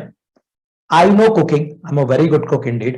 Last lockdown I have learn cooking and I have mastered myself in some of the dishes. So I enjoy cooking. I lock myself. Okay, I eat, I read, I watch movies, sometimes back to back movies, 2-3 movies back to back, because I don't want to go out. Because if I want to go out, I need somebody. ಇವತ್ತು ನಾನೇನ್ ಹೇಳ್ತೇನೆ, ಮನೋಜ್ಗೆ ಹೇಳ್ತೇನೆ, ಮನೋಜ್ ನಾನು ಸ್ವಲ್ಪ ಬೇಜಾರಾಗ್ತದೆ ಕಣೋ ಮನೋಜ್, ಬಾರೋ please ಸುತ್ತಾಡ್ಕೊಂಡ್ ಬರೋಣ. ಅವ್ನು ಫ್ರೆಂಡ್ಶಿಪ್ನಾಗೆ ವ್ಯಾಲ್ಯೂ ಕೊಟ್ಕೊಂಡು ಅಯ್ಯೋ ಪಾಪ ಅಂತ ಅವ್ನು ಬರ್ತಾನೆ. ಇವತ್ತು ನಾಳೆ ಅವ್ನ್ಗೇನೋ ಅವ್ನ್ ಬೇಜಾರಾಗಿದೆ, ಅವಾಗ ನನ್ ಕರಿತಾನೆ, ಬಟ್ ನನ್ ನಾಳೆ ಎಕ್ಸಾಮ್ ಇದೆ, ನಾನು ಓದ್ಕೋಬೇಕು. ಬಟ್ ನಾನ್ ಫ್ರೆಂಡ್ ಅಲ್ಲ, ಅವ್ನ್ ಕರೆದಾಗ ನಾನು ಹೋಗಿದ್ದೆ ಅಂದ್ರೆ ನಾನೀಗ ಹೋಗ್ಲೇಬೇಕಾಗತ್ತೆ. So I don't want to do this. I don't want to disturb anyone. My family people have gone out. So I have my liberty now. So I will prefer to be alone. So I'm not lonely. Absolutely I'm not lonely. I'm very happy when I'm alone. ಯಾಕಂದ್ರೆ ನಂದೇ ಸಾಮ್ರಾಜ್ಯ, ನಂದೇ ರಾಜ್ಯ. ಕರೆಕ್ಟಾ? ಹೇಳೋರಿಲ್ಲ, ಕೇಳೋರಿಲ್ಲ. So you need to understand, guys, you need to understand conversion, like transformation from being alone to lonely, like lonely to being alone. That only possible when you start doing this. ಎರಡು option ಇದೆ sir. ಬೇಜಾರಾದಾಗ ಪ್ಯಾಥೋ songs ಗಳನ್ನ ಕೇಳ್ತಾ ಕೇಳ್ತಾ ಕೇಳ್ತಾ ಅದೇ ಗುಂಗಲ್ಲಿ ಮಳೆ ನಿಂತು ಹೋದ ಮೇಲೆ ಅನ್ಕೊಂಡು ಯಾರೋ ಈಚೆ ಹೋದ ಅಂತ ಅನ್ಕೊಂಡು ಕೂತ್ಕೊಳ್ಳೋದ್ರ ಬದಲು invest your time, your energy into studies, so that ನಿನ್ನ ಓದ್ಕೊಳ್ಳೋದು ಒಂದ್ ರೀತಿ ಮುಗಿದು ಹೋಗ್ಬಿಡತ್ತೆ, ಎಕ್ಸ್ಟ್ರಾ ಓದ್ಕೊಂಡಂಗ ಆಗತ್ತೆ. ಆ ಒಂದು ಎನರ್ಜಿನ ಏನೋ ಬೇರೆ ರೀತಿ ಕಳೆಯೋದ್ರ ಬದಲು ಈ ರೀತಿ ಮಾಡ್ಕೊಂಡ್ರೆ ಅಟ್ಲೀಸ್ಟ್ ನಾನು ಸಮಾಧಾನ ಆಗ್ತಾನೆ. And over a period you become a strong. ಅಲ್ಲಕ್ಕೆ ಏನೋ ಒಂದು ಬೇಜಾರಾಯ್ತಾ, ಓಕೆ ಫೈನ್, ನೋ ಪ್ರಾಬ್ಲಮ್. ಸ್ವಲ್ಪ ಹೊತ್ತು ಶಾಂತ ಕುತ್ಕೊಂಡು ಕೈಯಲ್ಲಿ ಒಂದು ಪುಸ್ತಕ ಹಿಡ್ಕೊಂಡ್ರೆ ಈ ಇಮೋಷನ್ಸ್ ಶಾಂತವಾಗತ್ತೆ ಅನ್ನೋ ನಂಬಿಕೆ ಬರುತ್ತೆ. ಇಲ್ಲಾಂದ್ರೆ ನಾವ್ ಹೆಂಗ್ ರಿಯಾಕ್ಟ್ ಮಾಡ್ತೀವಿ ಗೊತ್ತಾ, ಜಗತ್ತೇ ಮುಳುಗ್ ಹೋಯ್ತು ಅನ್ನೋ ತರ ರಿಯಾಕ್ಟ್ ಮಾಡ್ತೀವಿ. ಮುಂದೊಂದು ಅರ್ಧ ಗಂಟೆಗೆ ಸರಿ ಹೋಗುತ್ತೆ ಎಲ್ಲಾನು. ಬಟ್ ಆ ಮೂಮೆಂಟ್ ಅಲ್ಲಿ ಹಂಗ ಆಗ್ತಾ ಇರುತ್ತೆ because we don't know how to balance the emotions. So rule number 1, when you are happy 5 pages, when you are angry 10 pages, when you are upset or sad 20 pages. Try this, try ಮಾಡಿ ನೋಡಿ.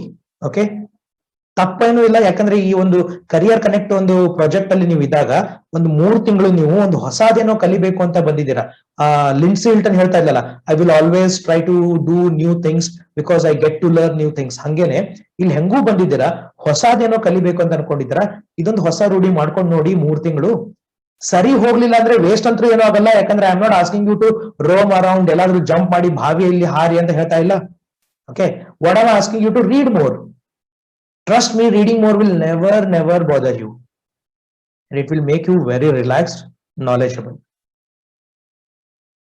Any questions on this? No, sir. Understood? Yes, sir. Yes, sir. ಮಾಡಬಹುದಾ? ಯಾವ ತರ books try ಮಾಡಿ ನೋಡಿ. Okay sir, ಯಾವ ತರ books ಓದ್ಬೇಕು ಅಂತ? ಯಾವ್ದು ಕೈಗೆ ಒಂದು ಸಬ್ಜೆಕ್ಟ್ ರಿಲೇಟೆಡ್ ಓದ್ಕೊಂಡ್ರೆ ರೈಟ್ ನಾವು ಈಗ ಯಾವ್ದಾದ್ರು ನೀನು ಎಕ್ಸಾಮ್ ಬರೀತಾ ಇದ್ರೆ ಸಬ್ಜೆಕ್ಟ್ ರಿಲೇಟೆಡ್ ಅದೇ ಸಬ್ಜೆಕ್ಟ್ ರಿಲೇಟೆಡ್ ಓದ್ಕೊಂಡ್ರೆ ಒಳ್ಳೇದು. ಕರೆಕ್ಟಾ? Yes sir. ಇಲ್ಲಪ್ಪ ಅಂದ್ರೆ ಈಗ ಫಾರ್ ಎಕ್ಸಾಂಪಲ್ ನಾನ್ ಏನ್ ಮಾಡ್ತೇನೆ, I have a small library. ನಂದೊಂದು I have a collection of about 320 books. ನನ್ನ ಮನೇಲಿ ಒಂದು ಸಣ್ಣದೊಂದು ಲೈಬ್ರರಿ ಮಾಡ್ಕೊಂಡಿದ್ದೇನೆ. So what I do is I randomly pick up a book.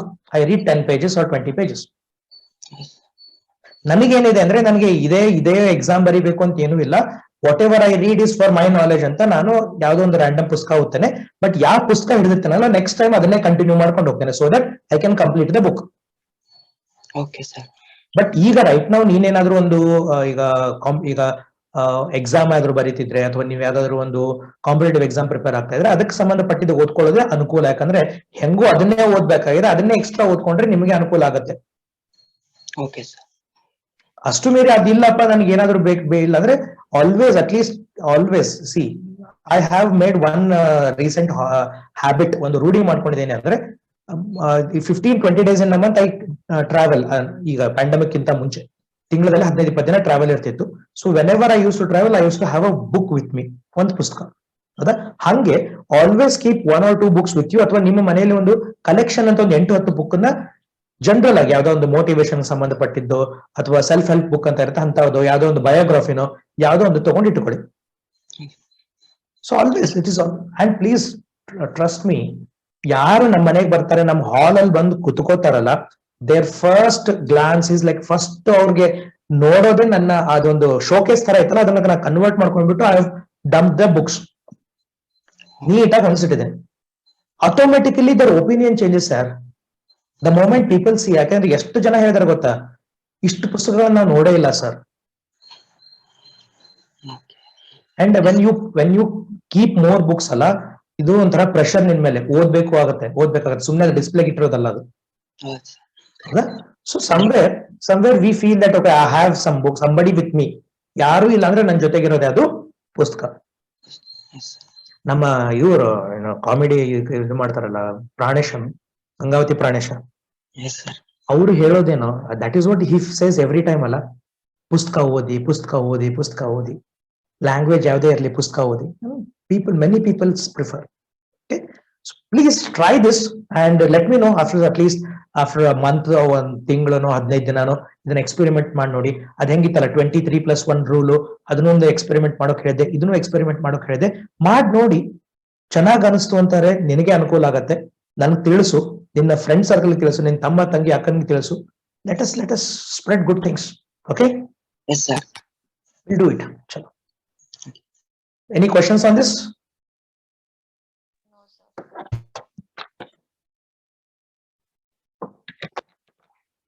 Okay, chalo, then we'll move to the next aspect.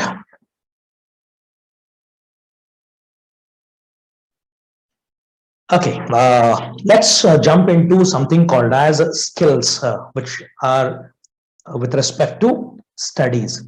Yakandre, namma studies, our studies will never get over. We have to keep studying constantly, continuous ಆಗಿ ಓದ್ತಾ ಇರಬೇಕಾಗತ್ತೆ.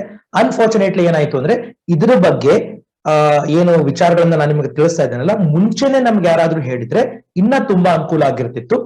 But we can't just blame ಅಲ್ಲ, ನಾವು ಬಯೋಕ್ಕಾಗಲ್ಲ. ಅಣ್ಣ ನೀ ಯಾಕೆ ಅವಾಗ ಸಿಗ್ಲಿಲ್ಲ ಮುಂಚೆ, ಈಗ ಯಾಕೆ ಬಂದು ಹೇಳ್ತಾ ಇದ್ಯಾ? Because you need to understand one thing my dear friends, God connects right people at right time for right purpose. ಭಗವಂತ ಸರಿಯಾದ ಸಮಯದಲ್ಲಿ ಸರಿಯಾದ ಉದ್ದೇಶಕ್ಕೆ ಸರಿಯಾದ ವ್ಯಕ್ತಿಗಳನ್ನ ಕನೆಕ್ಟ್ ಮಾಡ್ತಾನೆ. ಅಟ್ಲೀಸ್ಟ್ ಈಗಾದ್ರೂ ಕನೆಕ್ಟ್ ಮಾಡಿದಾನೆ. ಈಗಾದ್ರೂ ಏನೋ ಒಂದು ಏನೋ ಏನಂತೀವಪ್ಪ ಇನ್ಫಾರ್ಮೇಶನ್ ಸಿಗ್ತಾ ಇದೆ, ಅದನ್ನ ಯೂಸ್ ಮಾಡ್ಕೊಂಡು ಹೋಗೋಣ. ಸೊ ಹಾಗಿದ್ರೆ ಈ ಒಂದು ಸ್ಟಡಿ ಸ್ಕಿಲ್ಸ್ ಅಥವಾ ಲರ್ನಿಂಗ್ ಟೆಕ್ನಿಕ್ಸ್ ಅಥವಾ ಲರ್ನಿಂಗ್ ಮೆಥಡಾಲಜೀಸ್, ಲರ್ನಿಂಗ್ ಮೋಡ್ಸ್ ಅಂತ ನಾವೇನ್ ಕರಿತೀವಲ್ಲ, ಅದರಲ್ಲಿ ಯಾವ್ಯಾವ ವಿಚಾರಗಳು ಬರ್ತವೆ ಅನ್ನೋದನ್ನ ಒಂದು ಅಜೆಂಡಾ ಪ್ರಕಾರ ನಿಮ್ಗೆ ಹೇಳ್ಬಿಡ್ತೇನೆ. ಫಸ್ಟ್ ಈಸ್, ಈ ಸೆಷನ್ ಅಲ್ಲಿ ನಾವೇನೇನ್ ಚೆಕ್ ಮಾಡ್ತೀವಿ ಅಂತಂದ್ರೆ, ನಂಬರ್ 1, ವೈ ದಿಸ್ ಸೆಷನ್. ಈಗ ಅಣ್ಣ ನಾವು ಡಿಗ್ರಿ ಮುಗಿಸ್ಕೊಂಡಿದೀವಿ, ನಾವು ಒಂದು ಜಾಬ್ ಅಂತ ಹೋಗ್ಬೇಕು ಅಂತ ಅನ್ಕೊಂಡಿದೀವಿ, ಈ ಟೈಮ್ ಅಲ್ಲಿ ಇದ್ ಯಾಕೆ ಬೇಕು, ನಮಗೆ ಅವಶ್ಯಕತೆ ಇದೆನಾ? That is number 1. ಅದ್ರ ಬಗ್ಗೆನೂ ಸ್ವಲ್ಪ ನಿಮಗೆ ಕ್ವಿಕ್ ಆಗಿ ಅದಕ್ಕೆ ಇನ್ಫಾರ್ಮೇಶನ್ ಕೊಡ್ತೇನೆ. ಇವತ್ತು ನಿಮ್ಮ ಹತ್ರ ಆಯ್ಕೆ ಇಲ್ಲ, ಯಾಕಂದ್ರೆ ನಾನು ಕ್ಲಾಸ್ ಮಾಡಲೇಬೇಕು, ನೀವು ಅಟೆಂಡ್ ಮಾಡ್ಲೇಬೇಕು. ಅಂದ್ರೂ ಮನಸ್ಸಿಂದ ನಿಮಗೆ ಓಕೆ ಅಣ್ಣ ಇದನ್ನ ಅಟೆಂಡ್ ಮಾಡ್ಬೇಕು ಅಂತ ಅನಿಸಿದ್ರೆ, ನೆಕ್ಸ್ಟ್ ಹಂತದಲ್ಲಿ ನಾವು ಅರ್ಥ ಮಾಡ್ಕೊಳ್ಳೋದು, ನಾವು ಏನಾದ್ರೂ ಓದ್ಕೋತೀವಿ ಅಂದಾಗ ಅದಕ್ಕೆ ಅಡೆತಡೆಗಳು ಏನೇನಾಗ್ತವೆ, ಬ್ಯಾರಿಯರ್ಸ್ ಫಾರ್ ಸ್ಟಡೀಸ್. ಮನೋಜ್ ಹೇಳ್ತಾ ಇದ್ದಲ್ಲ, ಅಣ್ಣ ಮ್ಯಾಥಮೆಟಿಕ್ಸ್ ಓದ್ಕೋಬೇಕು ಅಂದ್ರೆ ನನಗೆ ಒಂದ್ ಸ್ವಲ್ಪ ಕಷ್ಟ ಅನ್ಸುತ್ತೆ, ಯಾಕಿರ್ಬೋದು ಏನಿರ್ಬೋದು ಅಂತ. ಹಂಗೇನೆ ನಿಮಗೆ ಬೇರೆದವ್ರಿಗೂ ಬೇರೆ ಬೇರೆ ರೀತಿಯಾದ ಕೆಲವೊಂದು ಅಡೆತಡೆಗಳು ಇರ್ತವೆ, ಅದನ್ನು ಸ್ವಲ್ಪ ಅರ್ಥ ಮಾಡ್ಕೊಳ್ಳೋಣ. ಯಾವ ವಿಚಾರಗಳು ನಮ್ಮನ್ನ ಓದೋದ್ರಿಂದ ಅಥವಾ ಅದನ್ನ ಅರ್ಥ ಮಾಡ್ಕೊಳ್ಳೋದ್ರಿಂದ ತಡೀತಾ ಇವೆ? ಯಾಕಂದ್ರೆ ರೋಗಕ್ಕೆ ಕಾರಣ ಏನು ಅಂತ ಗೊತ್ತಾಯ್ತು ಅಂದಾಗ ನಾನು ಅದಕ್ಕೆ ಸರಿಯಾದ ಮದ್ದನ್ನ ತಗೋಬಹುದು. Next is learning styles. ನನಗೆ ಯಾವ ಮೆಡಿಸಿನ್ ಸೂಟ್ ಆಗತ್ತೆ, ನಾನು ಯಾವ ರೀತಿಯಾದ ಆಹಾರ ನನಗೆ ಸೂಟ್ ಆಗತ್ತೆ, ಯಾವ ರೀತಿಯಾದ ಡ್ರೆಸ್ ಸೂಟ್ ಆಗತ್ತೆ ಅನ್ನೋದು ನನಗೆಲ್ಲ ಗೊತ್ತಿದೆ. ಬಟ್ಟೆ ಯಾವ್ದು ಕಲರ್ ನನಗೆ ಇಷ್ಟ ಆಗತ್ತೆ, ಯಾವ ಸೈಜ್ ಬಟ್ಟೆ ನನಗೆ ಇಷ್ಟ ಆಗತ್ತೆ, ಅದು ಸರಿ ಹೋಗುತ್ತೆ, ಪ್ಲಸ್ ಚಪ್ಪಲಿ ಯಾವ ಸೈಜು ಎಲ್ಲಾನು ಗೊತ್ತು. ಬಟ್ ಓದ್ಕೊಳ್ಳೋ ರೀತಿ ಯಾವ್ದು ಅಂತ ನಂಗೆ ಗೊತ್ತಿಲ್ಲ. ಎಲ್ಲಾರು ಅವಳು ಹೆಂಗ್ ಓದ್ತಾಳೆ ನಾನು ಹಂಗೆ ಓದ್ತೇನೆ, ಅವ್ನ್ ಹೆಂಗ್ ಮಾಡ್ತಾನೆ ನಾನು ಹಂಗೆ ಮಾಡ್ತೇನೆ, ಯಾಕಂದ್ರೆ this is how we have done all these years. So will try to understand that also. Then if time permits, we'll see if it is necessary. Necessary ಅನಿಸಿದ್ರೆ I will talk to you about SQ3RT method. SQ3RT ಅಂದ್ರೆ ಒಂದು ಹೊಸ remember ನೆನ್ಪಿಟ್ಕೊಳ್ಳೋದು ಒಂದು methodology ಬರುತ್ತೆ. Concept ಗಳನ್ನ ನೆನ್ಪಿಟ್ಕೊಳ್ಳೋಕೆ ತುಂಬಾ easy ಆಗುತ್ತೆ. And finally ಮತ್ತೇನಾದ್ರೂ ಕ್ವಶನ್ ಆನ್ಸರ್ಸ್ ಗಳಿದ್ರೆ ಅದನ್ನ ನಾವು ತಗೊಳ್ತಾ ಹೋಗೋಣ. Okay, so will quickly start why this training program.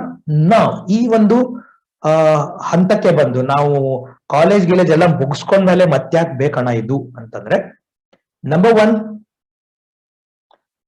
things are different when compared to 2 or 3 years. Last year ಅಂದ್ರೆ 2019 2018 ವರೆಗೂ ನಾವು ನಮ್ಮ ಜೀವನವನ್ನ ಕಂಪೇರ್ ಮಾಡ್ಕೊಂಡ್ರೆ ಈಗಿನ ನಮ್ಮ ಪರಿಸ್ಥಿತಿ ತುಂಬಾ ಬದಲಾಗಿದೆ because of this pandemic situation.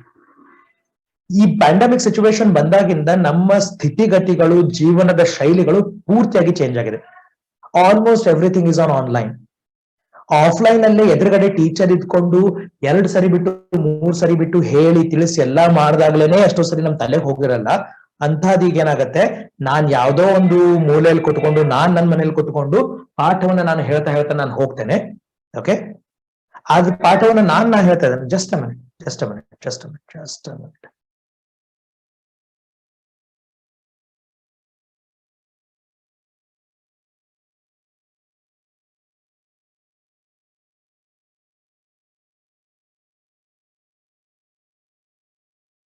Okay, very sorry. So ಯಾವ್ದೋ ಒಂದು ನಾನು ಮನೇಲಿ ಕುತ್ಕೊಂಡು ಯಾವ್ದೋ ಒಂದು ರೂಮಲ್ಲಿ ಕುತ್ಕೊಂಡು ನಾನು ಪುಸ್ತಕ ಓದ್ಕೊಂಡು ನಾನು ಕ್ಲಾಸ್ ಅಲ್ಲಿ ಹೇಳ್ತೇನೆ, ನಿನ್ ಪಾಡಿಗೆ ನಿನ್ನ ಬೆಡ್ರೂಮ್ ಅಲ್ಲಿ ಕುತ್ಕೊಂಡಿದ್ಯೋ, ಬೆಡ್ ಮೇಲೆ ಬಿದ್ದೆಯೋ, ಹೊರಗಡೆ ಸುತ್ತಾಡ್ತಾ ಇದೆಯೋ, ಮ್ಯೂಟ್ ಹಾಕೊಂಡು ಎದ್ದೋಗಿದೆಯೋ, ಏನು ಗೊತ್ತಿಲ್ಲ, ಪಾಠಗಳಾಗ್ತಾ ಇವೆ. So situations are totally different. So because of pandemic things have changed. ಎರಡನೇದೇನು ಅಂತಂದ್ರೆ, ಈ ಪ್ಯಾಂಡಮಿಕ್ ಶುರು ಆದಾಗ there is something called as lockdowns. First time lockdown ಆದಾಗ, ಲಾಸ್ಟ್ ಇಯರ್ ಫಸ್ಟ್ ಲಾಕ್ಡೌನ್ ಆದಾಗ ಕಾಲೇಜ್ಗಳನ್ನೆಲ್ಲ ಕ್ಲೋಸ್ ಮಾಡ್ಬಿಟ್ಟು ರಜೆ ಅಂತ ಹೇಳ್ಬಿಟ್ರು. ಫುಲ್ಲು ಖುಷಿ ಆದ್ವಿ, very happy, because we always dream for ರಜೆ. ಮನೆಯಲ್ಲಿ ಇದ್ರೆ ಸಾಕು ಅಂತ, ಯಾವಾಗ ಹಬ್ಬ ಬರುತ್ತೋ, ಯಾವಾಗ 2 ದಿನ ರಜೆ ಸಿಗುತ್ತೋ ಅಂತ ಕಾಯ್ಕೊಂಡವ್ರಿಗೆ ಫಸ್ಟ್ ಒಂದು 15 ದಿನ ರಜೆ ಕೊಟ್ರು, ಮನೆ ಬಿಟ್ಟು ಹೋಗಲ್ಲ ಅಂತ. ಖುಷಿ ಆದ್ವಿ. ಅದಾದ್ಮೇಲೆ ಮತ್ತೊಂದು 20 ದಿನ ಅಂದ್ರು, ಆಮೇಲೆ ಒಂದು 22 ದಿನ ಅಂದ್ರು, ಆಮೇಲೆ ಒಂದು 24 ದಿನ ಅಂದ್ರು. ಪ್ರಾಬ್ಲಮ್ ಏನಾಗಿತ್ತು, ಬೇರೆ ಟೈಮಲ್ಲಿ ರಜೆ ಅಂತಂದಾಗ ಮಾರ್ಕೆಟ್ ಓಪನ್ ಇರ್ತಿತ್ತು, ಮಾಲ್ ಓಪನ್ ಇರ್ತಿತ್ತು, ರಿಲೇಟಿವ್ಸ್ ಮನೆಗೆ ಹೋಗಿ ಬರೋಂಗಿರ್ತಿತ್ತು. ಬಟ್ ಈಗಲ್ಲ, ಸಿಚುವೇಶನ್ ಹಂಗಲ್ಲ, ಮನೆಯಲ್ಲೇ ಕೂತ್ಕೋಬೇಕು. ಎಷ್ಟು ಅಂತ ಮನೇಲಿ ಕೂತ್ಕೋತೀಯ? ಮನೆಯಲ್ಲಿ ಕೂತು ಕೂತು ಕೂತು ಕೂತು ಕೂತು ಬೇಜಾರಾಗಕ್ ಶುರು ಆಯ್ತು. ಕಾಲೇಜ್ ಸ್ಕೂಲ್ಗಳನ್ನ ಮಿಸ್ ಮಾಡ್ಕೊಳಕ್ ಶುರು ಮಾಡಿದ್ವಿ. ಕರ್ಮ ಹೆಂಗಾದ್ರೂ ಇರ್ಲಿ, ಏನಾದ್ರೂ ಇರ್ಲಿ, ಕಾಲೇಜ್ಗಾದ್ರೂ ಹೋಗ್ಬೋದಾಗಿತ್ತಲ್ಲ ಅಂತ ಅನ್ನೋ ಒಂದು ವಿಚಾರದವರೆಗೂ ಬಂದ್ವಿ. That was because of that lockdown, nation wide lockdown. So ಏನಾಯ್ತು, ಈ ಅನ್ಸರ್ಟನಿಟಿ ಅಲ್ಲ, ಈ ಲಾಕ್ಡೌನ್ಸ್ಗಳು ಯಾವಾಗ ಬರುತ್ತೆ, ಯಾವಾಗ ಹೋಗತ್ತೆ ಗೊತ್ತಿಲ್ಲ, ಯಾವಾಗ ಏನಾಗತ್ತೆ. ಈಗ ನೋಡಿ, ಥರ್ಡ್ ವೇವ್ ಅಂತ ಮಾತಾಡ್ತಾ ಇದ್ದಾರೆ. ಅಕ್ಟೋಬರ್ ಥರ್ಡ್ ವೇವ್ ಅಂತ ಮಾತಾಡ್ತಾರೆ. ಏನಪ್ಪಾ ಇದು ಥರ್ಡ್ ವೇವ್ ಬಂದ್ರೆ ಮತ್ತೆ ಲಾಕ್ಡೌನ್ ಆಗತ್ತಾ? ಯಾಕಂದ್ರೆ ಲಾಕ್ಡೌನ್ ಅಂದ್ರೆ ಎಷ್ಟು ದಿನ ಲಾಕ್ಡೌನ್ ಅಂತ ಗೊತ್ತಿಲ್ಲ. ಈಗ ನೋಡಿ 10th ಮಕ್ಕಳ ಪರಿಸ್ಥಿತಿ ನೋಡಿ. CBSE ಬೋರ್ಡ್ನವರು ಎಕ್ಸಾಮಿನೇಷನ್ ಇಲ್ಲ ಅಂತ ಹೇಳಿದ್ರು, ಸ್ಟೇಟ್ ಬೋರ್ಡ್ ಅವ್ರು ನಾವು ಎಕ್ಸಾಮ್ ಕಂಡಕ್ಟ್ ಮಾಡ್ತೀವಿ ಅಂತ ಹೇಳ್ತಾ ಇದ್ದಾರೆ. ಎಕ್ಸಾಮ್ ನಡೆಯತ್ತೋ ನಡೆಯಲ್ವೋ? ಯಾಕಂದ್ರೆ ಎಕ್ಸಾಮ್ ಇದೆ ಅಂತ ಗೊತ್ತಾದ್ರೆ ಮೈಂಡ್ ಸೆಟ್ ಆಗಿರುತ್ತೆ, ಐ ವಿಲ್ ಸ್ಟಡಿ, ಒಂದು ಕಂಟಿನ್ಯೂಟಿ ಇರುತ್ತೆ. ಒಂದು ಸ್ಕೂಲ್ ಅಂತ ಹೋಗಬೇಕಾದ್ರೆ time mind set like I see my son ಅಲ್ಲ, ನನ್ನ ಮಗನ್ ನೋಡಿದ್ರೆ ಅವ್ನ್ ಏನ್ LKG UKG ಹೋಗೋಬೇಕಾದ್ರೆ ಹೆಂಗಿರ್ತಿತ್ತು, ಬೆಳಗ್ಗೆ ಅವ್ನ್ 7 ಗಂಟೆಗೆ ಹೇಳ್ಬೇಕು, ಬಿಕಾಸ್ 8 ಗಂಟೆಗೆ ಅವ್ನು ಸ್ಕೂಲ್ಗೆ ಹೋಗ್ಬೇಕು. 8 ಗಂಟೆಗೆ ಸ್ಕೂಲ್ಗೆ ಹೋಗ್ತಿದ್ದ, 9-9:30 ಅವ್ನಿಗೆ ಬ್ರೇಕ್ಫಾಸ್ಟ್ ಗೆ ಬ್ರೇಕ್ ಇರ್ತಿತ್ತು, ಅಲ್ಲೊಂದು ಟಿಫಿನ್ ಮಾಡ್ತಾ ಇದ್ದ. 12 ಗಂಟೆಗೆ ಸ್ಕೂಲ್ ಮುಗಿಸ್ಕೊಂಡ್ ಬರ್ತಿದ್ದ, ಸ್ಕೂಲ್ ಮುಗಿಸ್ಕೊಂಡ್ ಬಂದು ತಿಂತಿದ್ದ, ಆಟ ಆಡ್ತಿದ್ದ, ಎಲ್ಲ ಮಾಡ್ತಿದ್ದ. ರಾತ್ರಿ 8 ಅಂದ್ರೆ ಮಲಗ್ ಬಿಡ್ತಿದ್ದ, ಯಾಕಂದ್ರೆ ಬಿಕಾಸ್ ಅವ್ನ್ 7 ಗಂಟೆಗೆ ಕೇಳ್ಬೇಕು. That was a fixed routine. And every routine ಅಲ್ಲಿ ಅವ್ನಿಗೊಂದು ಯೂನಿಟ್ ಟೆಸ್ಟ್ ಗಳಂತ ಇರ್ತಿತ್ತು, ಮಿಡ್ ಟರ್ಮ್ ಆಗ್ತಿತ್ತು, ಆನ್ಯುವಲ್ ಎಕ್ಸಾಮ್ ಆಗ್ತಿತ್ತು, ದಿನ ಕ್ಲಾಸ್ ಇರ್ತಿತ್ತು, ದಿನ ಹೋಮ್ವರ್ಕ್ ಇರ್ತಿತ್ತು, ಕ್ಲಾಸ್ ವರ್ಕ್ ಹೋಮ್ವರ್ಕ್ ನಡೀತಾ ಇರ್ತಿತ್ತು. UKG ಅವನ್ನ ಪಾಸ್ ಮಾಡ್ಬಿಟ್ಟು ಫಸ್ಟ್ ಸ್ಟ್ಯಾಂಡರ್ಡ್ ಹಾಕಿದ್ರು, ಫಸ್ಟ್ ಸ್ಟ್ಯಾಂಡರ್ಡ್ ಪಾಸ್ ಮಾಡ್ಬಿಟ್ಟು ಸೆಕೆಂಡ್ ಸ್ಟ್ಯಾಂಡರ್ಡ್ ಹಾಕಿದ್ರು. ಅವರು ಆನ್ಲೈನ್ ಅಲ್ಲಿ ಒಂದ್ ಸ್ವಲ್ಪ ಮೊಬೈಲ್ ಅಲ್ಲಿ ವಿಡಿಯೋ ರೆಕಾರ್ಡ್ ಮಾಡ್ಬಿಟ್ಟು ವಾಟ್ಸ್ಆಪ್ ಹಾಕ್ತಾರೆ. ನಾವು ತೋರಿಸಿದ್ರೆ ಅವ್ನು ನೋಡ್ಬೇಕು, ಯಾಕಂದ್ರೆ ವಿ ಹ್ಯಾವ್ ನಾಟ್ ಗಿವನ್ ನಿಮ್ ಮೊಬೈಲ್ ಫೋನ್, ನಾವು ತೆಗೆದುಕೊಡ್ಬೇಕು. ಅದೇನದು ಅವ್ರು ಹೇಳಿದ್ ಇವ್ನಿಗೆ ಅರ್ಥ ಆಗ್ತಾ ಇಲ್ಲ, ಇದು ಆಗ್ತದೆ. So I have decided to change his school. ನಾವು ಸ್ಕೂಲ್ ಚೇಂಜ್ ಮಾಡ್ಬಿಟ್ಟು ಮತ್ತೆ ಫಸ್ಟ್ ಸ್ಟ್ಯಾಂಡರ್ಡ್ ನಿಂದ ಅವ್ನಿಗೆ ಮತ್ತೆ ಅಡ್ಮಿಷನ್ ಮಾಡಿಸ್ತಾ ಇದ್ದೇನೆ, ಯಾಕಂದ್ರೆ ಅಟ್ಲೀಸ್ಟ್ ಸರಿಯಾಗಾದ್ರೂ ಕಲೀಲಿ, ಬೇರೆ ಸ್ಕೂಲಲ್ಲಿ ಕಲೀಲಿ ಅಂತ. ಬಟ್ ಪ್ರಾಬ್ಲಮ್ ಏನಾಗ್ತಾ ಇದೆ ಅಂದ್ರೆ ಕಂಟಿನ್ಯೂಟಿ ಮಿಸ್ ಆಗ್ಬಿಟ್ಟಿದೆ. ಡೈಲಿ ಅವ್ನಿಗೆ ಓದ್ಕೊಳಕ್ ಆಗಲ್ಲ. ಅವ್ನ್ ಕಲ್ತಿರೋ ಬೇಸಿಕ್ ಆಗಿ ನರ್ಸರಿ LKG ಅಲ್ಲಿ ಕಲ್ತಿರೋದು ಮರ್ತ ಹೋಗಿದೆ. Daily what he should do is writing ABCD ಕೈಕಿ, ಅದನ್ನ ಡೈಲಿ ರೂಟೀನ್ ಅಲ್ಲಿ ಹಾಕಿ ಅಟ್ಲೀಸ್ಟ್ ಅಷ್ಟಾದ್ರೂ ಇಡ್ತಾ ಇದೀವಿ. ಯಾಕಂದ್ರೆ ಸ್ಕೂಲಿನ ಸ್ಟಾರ್ಟ್ ಮಾಡಿಲ್ಲ ಅವರು. ಯಾಕಂದ್ರೆ ನಮಗೂ ಹಿಂಗೆ ಆಗತ್ತಲ್ಲ, ರೆಗ್ಯುಲರ್ ಆಗಿ ಒಂದು ಕಂಟಿನ್ಯೂಟ್ ಆಗಿ ಇಟ್ಕೊಂಡು ಓದ್ಕೊಂಡು ಹೋಗಬೇಕಾದ್ರೆ ಕಾಲೇಜ್ ಇರತ್ತೋ ಇಲ್ಲೋ ಗೊತ್ತಿಲ್ಲ, ಎಕ್ಸಾಮ್ ಆಗ್ತಾವೋ ಇಲ್ಲೋ ಗೊತ್ತಿಲ್ಲ. ಸೊ ಅಂದಾಗ ಡೆಫಿನೆಟ್ಲಿ ಆದಾಗ ಮುಂದೆ ನೋಡಿದ್ರಾಯ್ತು, ಕಂಫರ್ಟ್ ಝೋನ್ ಬಂದ್ಬಿಡ್ತೀವಿ ನಾವು. And we got discontinued with our studies. And ಈ ತರ ಆಗೋದ್ರಿಂದ ನಾವು ವಿಲ್ ಬಿಕಮ್ ಲೇಜಿ.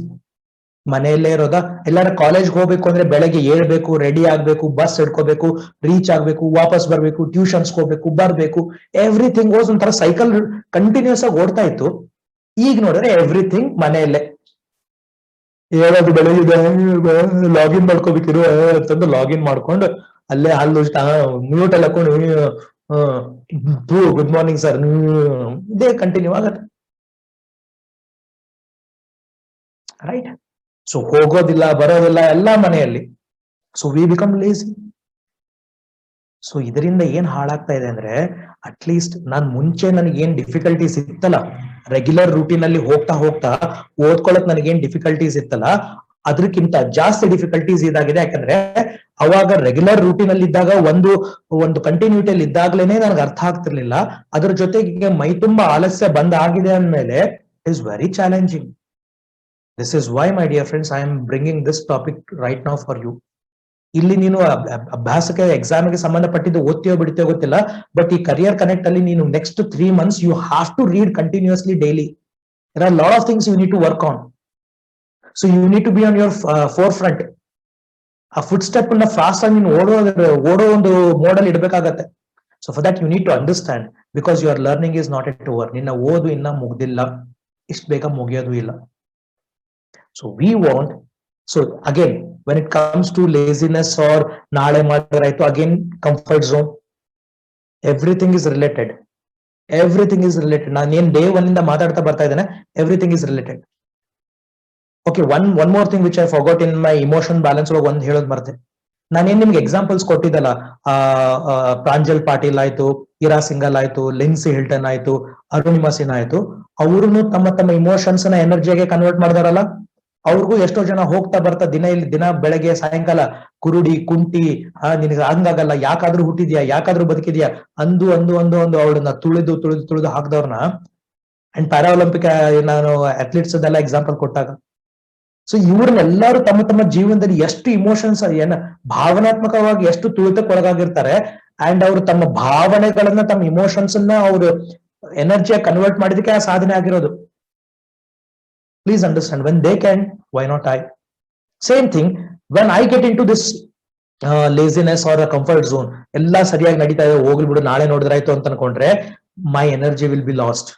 ಅದ್ ಹೆಂಗಿರುತ್ತೆ, ಒಂದು ನನ್ನ ಹತ್ರ ಗಡಿಗೆ ಇದೆ, I have a pot but it has got a holes and I am adding water to it. Daily ಸ್ವಲ್ಪ ನೀರ್ ಹಾಕ್ತಾ ಇದ್ದೇನೆ, ಹಂಗೆ ಹರಿದು ಹೋಗ್ತಾ ಇದೆ. So my energy is getting leaked.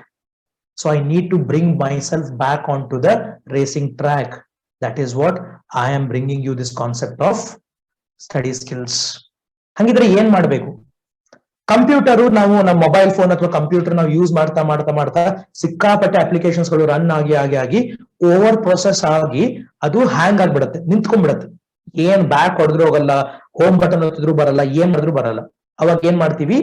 We just restart the system. ಆ ಕಂಪ್ಯೂಟರ್ ಅಥವಾ ನಮ್ಮ ಮೊಬೈಲ್ ಅನ್ನ ರೀಸ್ಟಾರ್ಟ್ ಮಾಡ್ತೀವಿ, ರೀಬೂಟ್ ಮಾಡ್ತೀವಿ. ಅವಾಗ ಏನ್ ಮಾಡುತ್ತೆ, ಒಂದ್ಸರಿ ಅದು ಕಂಪ್ಯೂಟರ್ ಆಫ್ ಆಗುತ್ತೆ.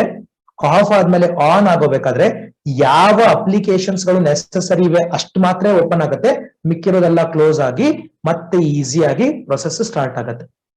ನಾವು ಕೂಡ ಅದನ್ನೇ ಮಾಡ್ಬೇಕಾಗಿದೆ. We need to restart our system.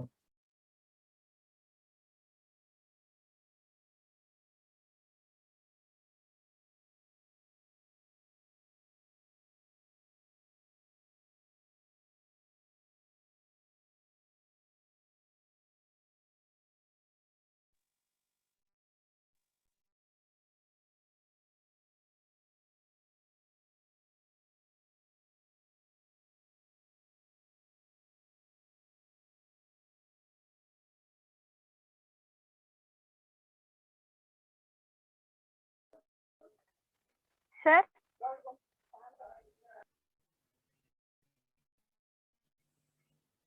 Sir? No sound, sir. I got disconnected. Yes, am I audible? Yes, sir. Sir. Okay. Yes, sir, you are audible. Network. Okay. Network drop ಆಗಿತ್ತು. What was the last thing I was telling? ಎಲ್ಲಿಗೆ ಇದ್ದೆ, ಯಾವ್ದು ಹೇಳ್ತಾ ಇದ್ದೆ, so that I need to understand. Restart. Restart ಗೆನಾ? Okay, fine, then great.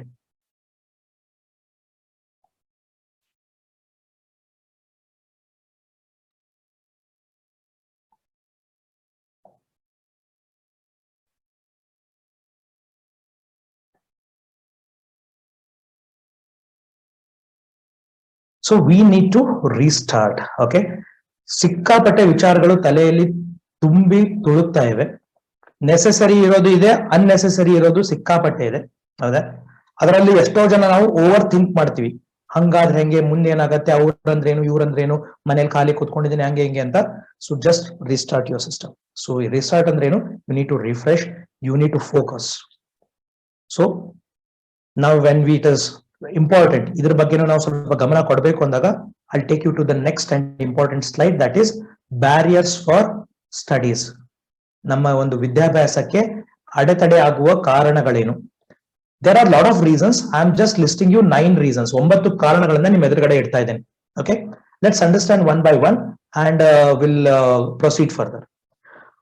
ಯಾವುದೋ ಒಂದು subject, whether it is mathematics, English, Kannada, Hindi, history, any subject, anything, ಯಾವುದೇ ಇರಲಿ, ನಾನು ಓದ್ಬೇಕು, ಅದನ್ನ ಅಭ್ಯಾಸ ಮಾಡ್ಬೇಕು ಅಂತ ಕುತ್ಕೊಂಡಾಗ ಅದು ಆಗಲ್ಲ, ನನ್ನಿಂದ ಮಾಡೋಕ್ ಆಗ್ತಾ ಇಲ್ಲ, ನನಗೆ ಕಾನ್ಸಂಟ್ರೇಷನ್ ಮಾಡೋಕ್ ಆಗ್ತಾ ಇಲ್ಲ ಅನ್ನೋಕೆ ಕಾರಣಗಳು ಬೇರೆ ಬೇರೆ ಇರುತ್ತೆ.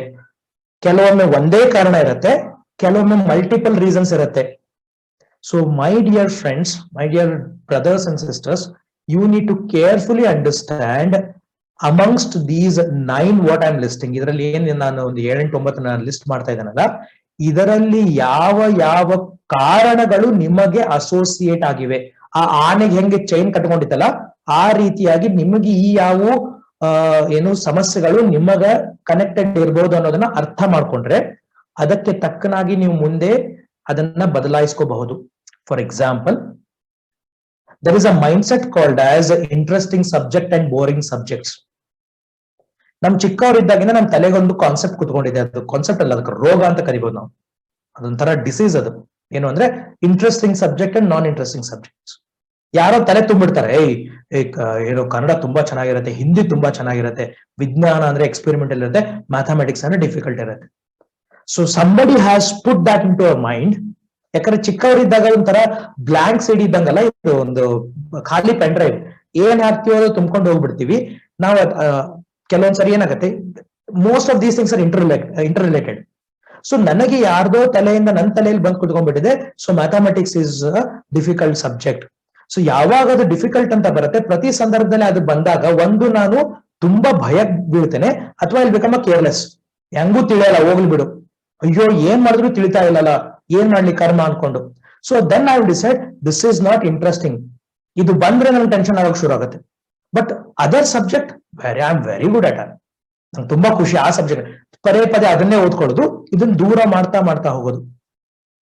So if you think, my dear friends, if any subject is non interesting, for example ಆ ಸಬ್ಜೆಕ್ಟ್ಗೆ ಮಹತ್ವನೇ ಇರಲಿಲ್ಲ ಅಂದ್ರೆ ಅದನ್ನ ನಮ್ಮ ಎಜುಕೇಶನ್ ಸಿಸ್ಟಮ್ ಅಲ್ಲಿ ಇಡ್ತಾ ಇದ್ರೆ ಯಾಕೆ? If mathematics is not interesting, why do we study mathematics? Because without mathematics, you cannot expect life. ಆ ಮ್ಯಾಥಮೆಟಿಕ್ಸ್ ನಮಗೆ ಇಲ್ಲೇ ಇರ್ಲಿಲ್ಲ ಅಂದ್ರೆ ಒಂದು ಕೂಸು ಹುಟ್ಟೋಕೆ 9 ತಿಂಗಳು ಬೇಕನ್ನೋ ಕೌಂಟ್ ಕೂಡ ನಮಗ್ ಬರ್ತಿರ್ಲಿಲ್ಲ. ಸತ್ತಾದ್ಮೇಲೆ 10ನೇ ದಿನ ಯಾವಾಗಾಯ್ತು, 13ನೇ ದಿನ ಯಾವಾಗಾಯ್ತು ಕೌಂಟ್ ಮಾಡೋಕ್ಕೂ ಬರ್ತಿರ್ಲಿಲ್ಲ. ಹುಟ್ಟಿನಿಂದ ಸಾವು ಸತ್ ಮೇಲೂ ನಮಗೆ ಮ್ಯಾಥಮೆಟಿಕ್ಸ್ ಬೇಕಾಗತ್ತೆ ಫಾರ್ ಎವ್ರಿಥಿಂಗ್. ಟೀ ಮಾಡ್ಬೇಕಾ, 1 ಕಪ್ ಟೀಗೆ ನಾನು 1 ಕಪ್ ಟೀ, ಅಗೇನ್ ಮ್ಯಾಥಮೆಟಿಕ್ಸ್. ಎಷ್ಟು ಸಕ್ಕರೆ ಹಾಕ್ಬೇಕು, mathematics. Everything, life is completely physics, part of mathematics. Chemistry, part of mathematics. Okay, take anything in the world, my dear friends, it is part of mathematics. It has mathematics in it. But unfortunately, ನಾನು ಅದನ್ನ interesting subject ಅಲ್ಲಿ ಇಲ್ಲೇ ಇಲ್ಲ ನನಗೆ. ಯಾಕಂದ್ರೆ there are reasons.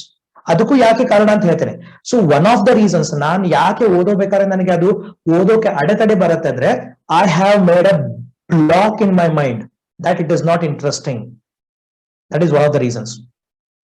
One of the reasons, not that is a reason. One of the reasons. Second reason is stress. ಸಿಕ್ಕಾಪಟ್ಟೆ tension ತಗೊಳ್ಳೋದು. 2 ರೀತಿಯಾಗಿ ಟೆನ್ಷನ್ ತಗೋತಾರೆ ಮಕ್ಕಳು.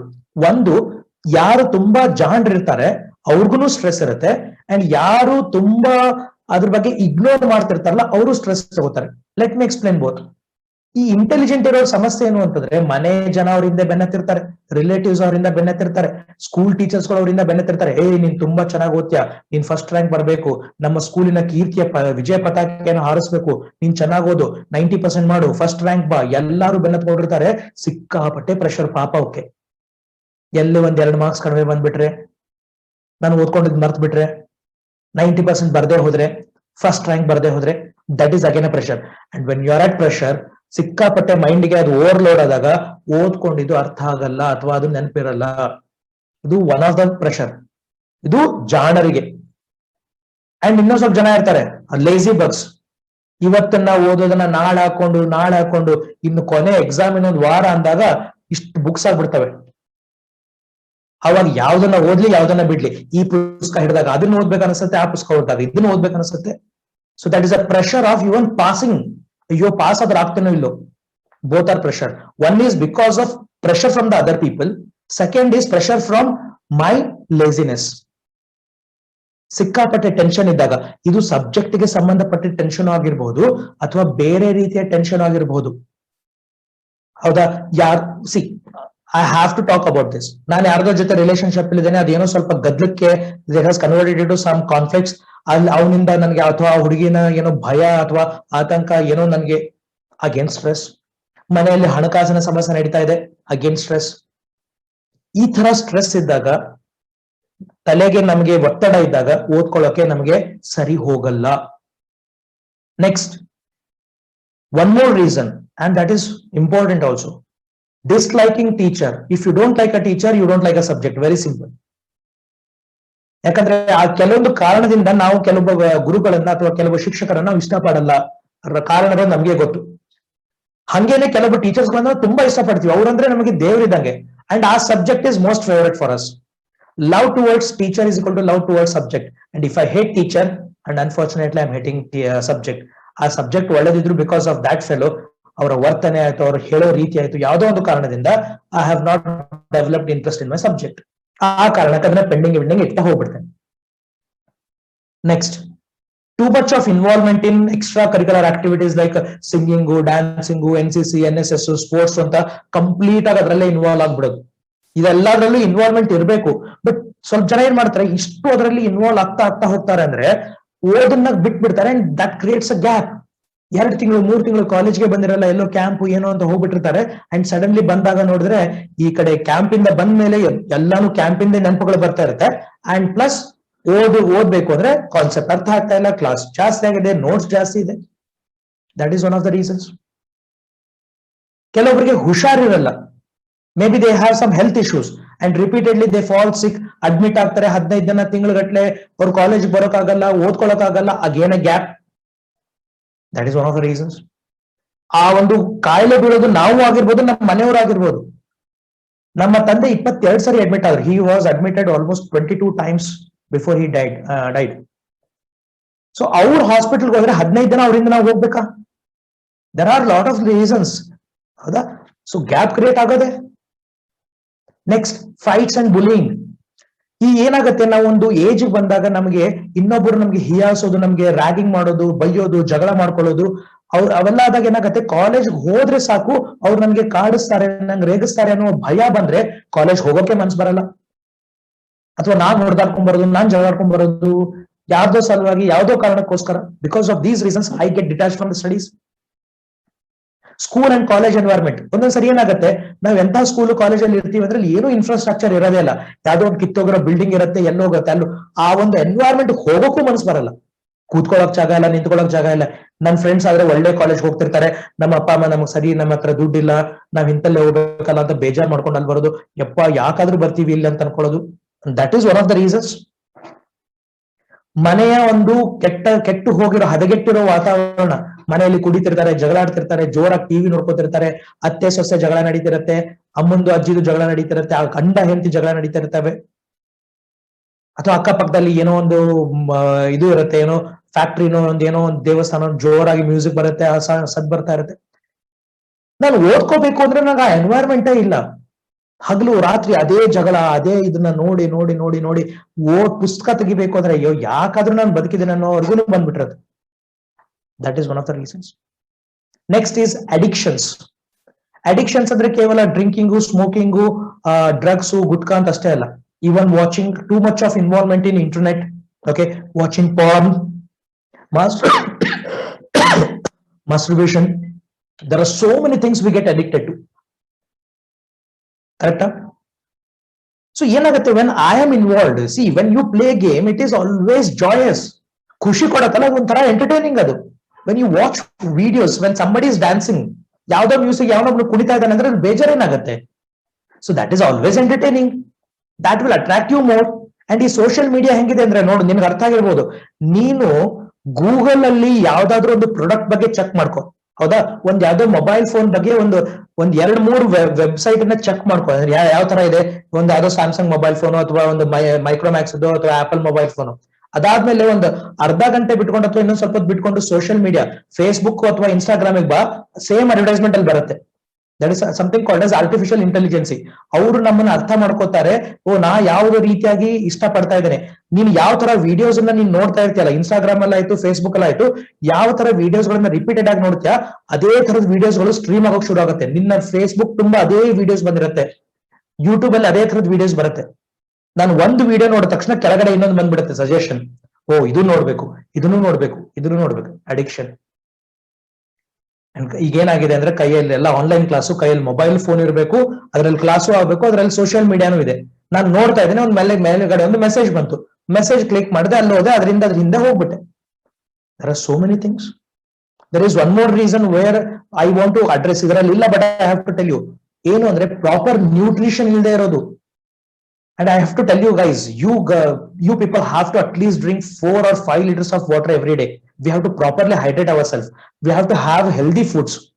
ಹಣ್ಣುಗಳನ್ನ ನಮಗೆ ಏನು ಸಮತೋಲಿತ ಆಹಾರ ಅಂತ ಬ್ಯಾಲೆನ್ಸ್ ಫುಡ್ ಅಂತ ಏನು ಸೈನ್ಸ್ ಅಲ್ಲಿ ಕರಿತಿದ್ವಲ್ಲ, high protein, low carbohydrates and low fat, ಆ ತರದ ಫುಡ್ ಗಳನ್ನ ತಿಂದ್ರೆ ಬಾಡಿಗೆ ಒಂದು ಶಕ್ತಿ ಬರುತ್ತೆ. High fat, high sugar, high calorific foods, junk foods ತಿನ್ನೋದು, ಕಡಿಮೆ ನೀರು ಕುಡಿಯೋದು, ಅಂಡ್ ಪರೀಕ್ಷೆ ಹತ್ರ ಬಂದಾಗ ಆರಾಮಿಲ್ಲದೆ ಹುಷಾರ್ ತಪ್ಪಿ ಬಿಟ್ಕೊಳ್ಳೋದು. These are some of the reasons, my dear friends, you need to understand these. ಇದರಲ್ಲಿ ಯಾವ್ದಾದ್ರು ಒಂದಿರ್ಬೋದು ಅಥವಾ ಇದರಲ್ಲಿ ಯಾವ್ದಾದ್ರು ಬೇರೆ ಬೇರೆ ಫ್ಯಾಕ್ಟರ್ಸ್ ಇರ್ಬೋದು. ಅವು ಸೇರ್ಕೊಂಡು ನಾನು ಯಾವಾಗ ಓದ್ಕೊಳಕ್ ಕುತ್ಕೋಬೇಕೋ ಅವಾಗ ಪಡಂಭೂತಗಳಾಗಿ ಬಂದ್ ಕುತ್ಕೊಳ್ತವೆ.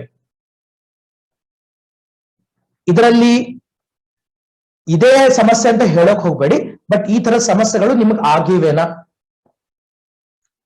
Yes, sir. Yes, sir. Yes, sir.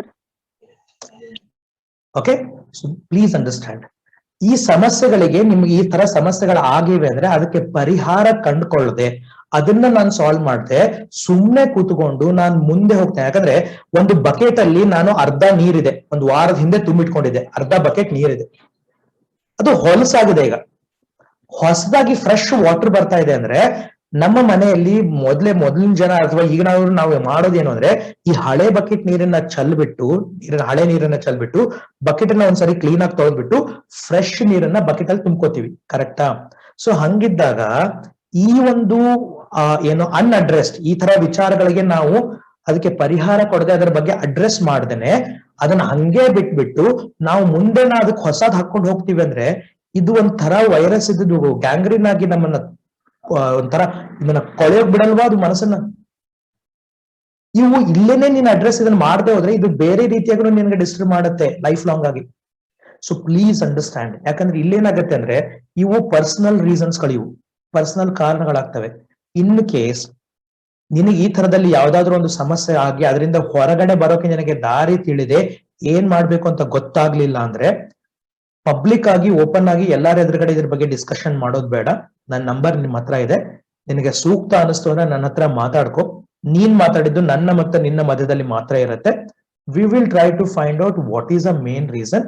So maybe I may suggest you something to do. Work ಮಾಡೋದು ನೀನೇ.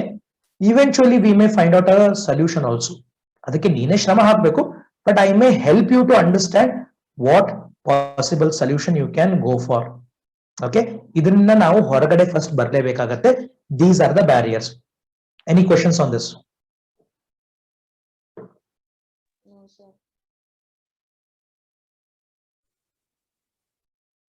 Okay, John.